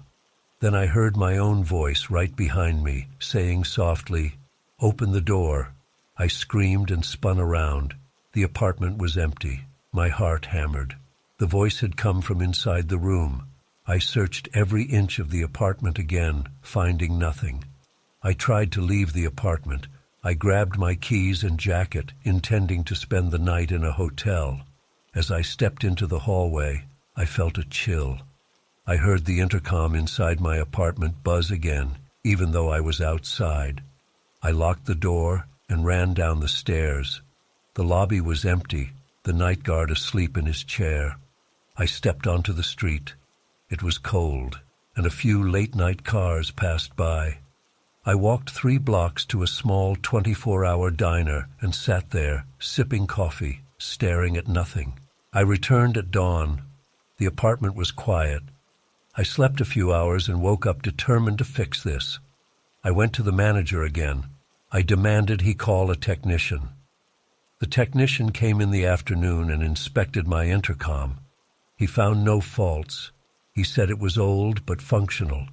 I asked him to disconnect it completely. He did, removing some wires and stating it would no longer receive calls. I thanked him. That night, I waited. Midnight came. The intercom was silent. I breathed a sigh of relief. Finally. But then I heard a whisper in my bedroom. A soft voice saying, "Open the door." I rushed in, turned on the light. Empty. The voice now came from my living room. I ran there. Nothing. Then from the kitchen. I followed the sound, sweating, heart racing. The voice started moving around the apartment, always just out of sight. It was my own voice, calm but insistent, repeating the same phrase over and over. "Open the door." I shouted. "I disconnected the intercom. Leave me alone." No response, just my voice echoing from another corner of the apartment. I tried covering my ears, but I could still hear it, as if it were inside my head. I threw open the front door and stepped into the hallway. The voice faded. I stood there, breathing heavily. The hallway was silent. I stayed outside for a few minutes, then stepped back inside, hoping it would be gone. As soon as I closed the door, the voice whispered again, "Open the door." I lost my temper. I shouted, "What door? The front door is open." I opened it. The voice didn't answer. It just kept repeating those words, sometimes from the bathroom, sometimes the bedroom, sometimes right behind me. I grabbed my phone and called a friend, asking him to come over. He arrived after 30 minutes, looking worried. I explained the situation. He searched the apartment with me, found nothing unusual. While he was there, it was quiet, no voices. I felt embarrassed. Maybe I was losing my mind. After he left, midnight came again. The voice returned. "Open the door." Now it sounded closer, like it was speaking right into my ear. I felt a cold sensation on my neck. I yelled, "I don't understand." I ran to the entrance door and opened it wide, showing the empty hallway. "It's open, see?" Still, the voice repeated the same phrase. I realized maybe it didn't mean the apartment door. There was another door in my kitchen, a small door that led to a pantry. It was always locked. I had never bothered to open it. The landlord said it was just old storage, nailed shut. I found a crowbar and pried at it, desperate. The voice kept saying, "Open the door," urging me on. After much effort, I broke the old lock. The pantry door swung open. Inside was a small, dark space with dusty shelves. I shone a flashlight. Nothing in there but old cans and boxes. The voice continued, "Open the door," as if unsatisfied. I shouted, "I opened it, there's nothing here." The voice didn't change. It kept repeating the same words, like a broken record. I thought of other doors.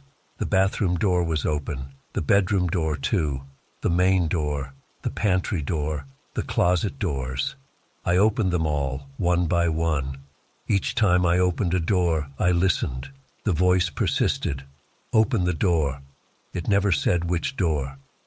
I stood in the living room surrounded by open doors, breathing heavily. I said, "All doors are open." The voice whispered right next to me, "Open the door." I swung my arms around, hitting nothing. I screamed in frustration. My throat hurt. I realized I had one door I never considered, the intercom panel door. I had opened it slightly before, but never fully removed it from the wall. Maybe it meant that door. I rushed to the wall, tore off the intercom cover completely. Wires and circuitry lay exposed. "There, it's open," I shouted. No difference. I fell to my knees, exhausted. The voice kept whispering. Suddenly it changed pace. Instead of repeating the phrase constantly, it paused. Then it said, in my voice, "Now look." I froze. It had never said anything else before. "Now look." Look at what? I stood up slowly, heart pounding. I looked around the apartment, every door wide open, no one there. I looked at the hallway through my open front door. Empty. I checked the cameras on my phone. Nothing. "Look where?" I asked, my voice trembling. No answer. The silence stretched for a few minutes. I began to hope it was over. Then I heard the building's fire escape ladder rattle outside my bedroom window. I walked to the window, opened it, and looked down. No one there. I heard a distant whisper, "Open the door." This time it came from outside. I leaned out carefully. My bedroom window had a small ledge and an emergency ladder going down the side of the building. The whisper repeated, fainter now. I climbed onto the ledge, shining a flashlight downward. Nothing below, just dark alley. I looked up. Above me, 3 floors up, I saw a dark shape clinging to the ladder, staring down at me. My flashlight beam shook. The shape was humanoid, but too far to see details. It whispered in my own voice, "Open the door." I nearly lost my balance. I scrambled back inside, slammed the window shut. My mind raced. Something was out there, mocking me, using my voice. The intercom trick, the whispers, all leading to this. I locked the window and stood still, listening. Silence now. The voice was gone. I waited in terror until morning. The daylight felt safer. I packed my belongings quickly. I didn't care about breaking the lease or losing my deposit. I had to leave. I took a taxi to a hotel. I never returned to that apartment. I sent for my stuff later, paid movers without explanation. In the weeks that followed, I slept poorly. I listened for whispers everywhere I went, but I never heard that voice again. I checked the building's news or rumors, found nothing. The intercom system had no further complaints. The landlord said the next tenant was fine, no issues. I still don't know what it wanted. Maybe it wanted me out. Maybe it was just playing with me. Maybe there was another door somewhere I never found. I'll never know. But I'm sure of one thing. That voice was real, and it followed me around my apartment, forcing me to play its game at midnight. I escaped, and now I avoid old apartments and midnight calls. If the phone or intercom buzzes late at night, I never answer. I don't want to hear my own voice telling me to open the door again.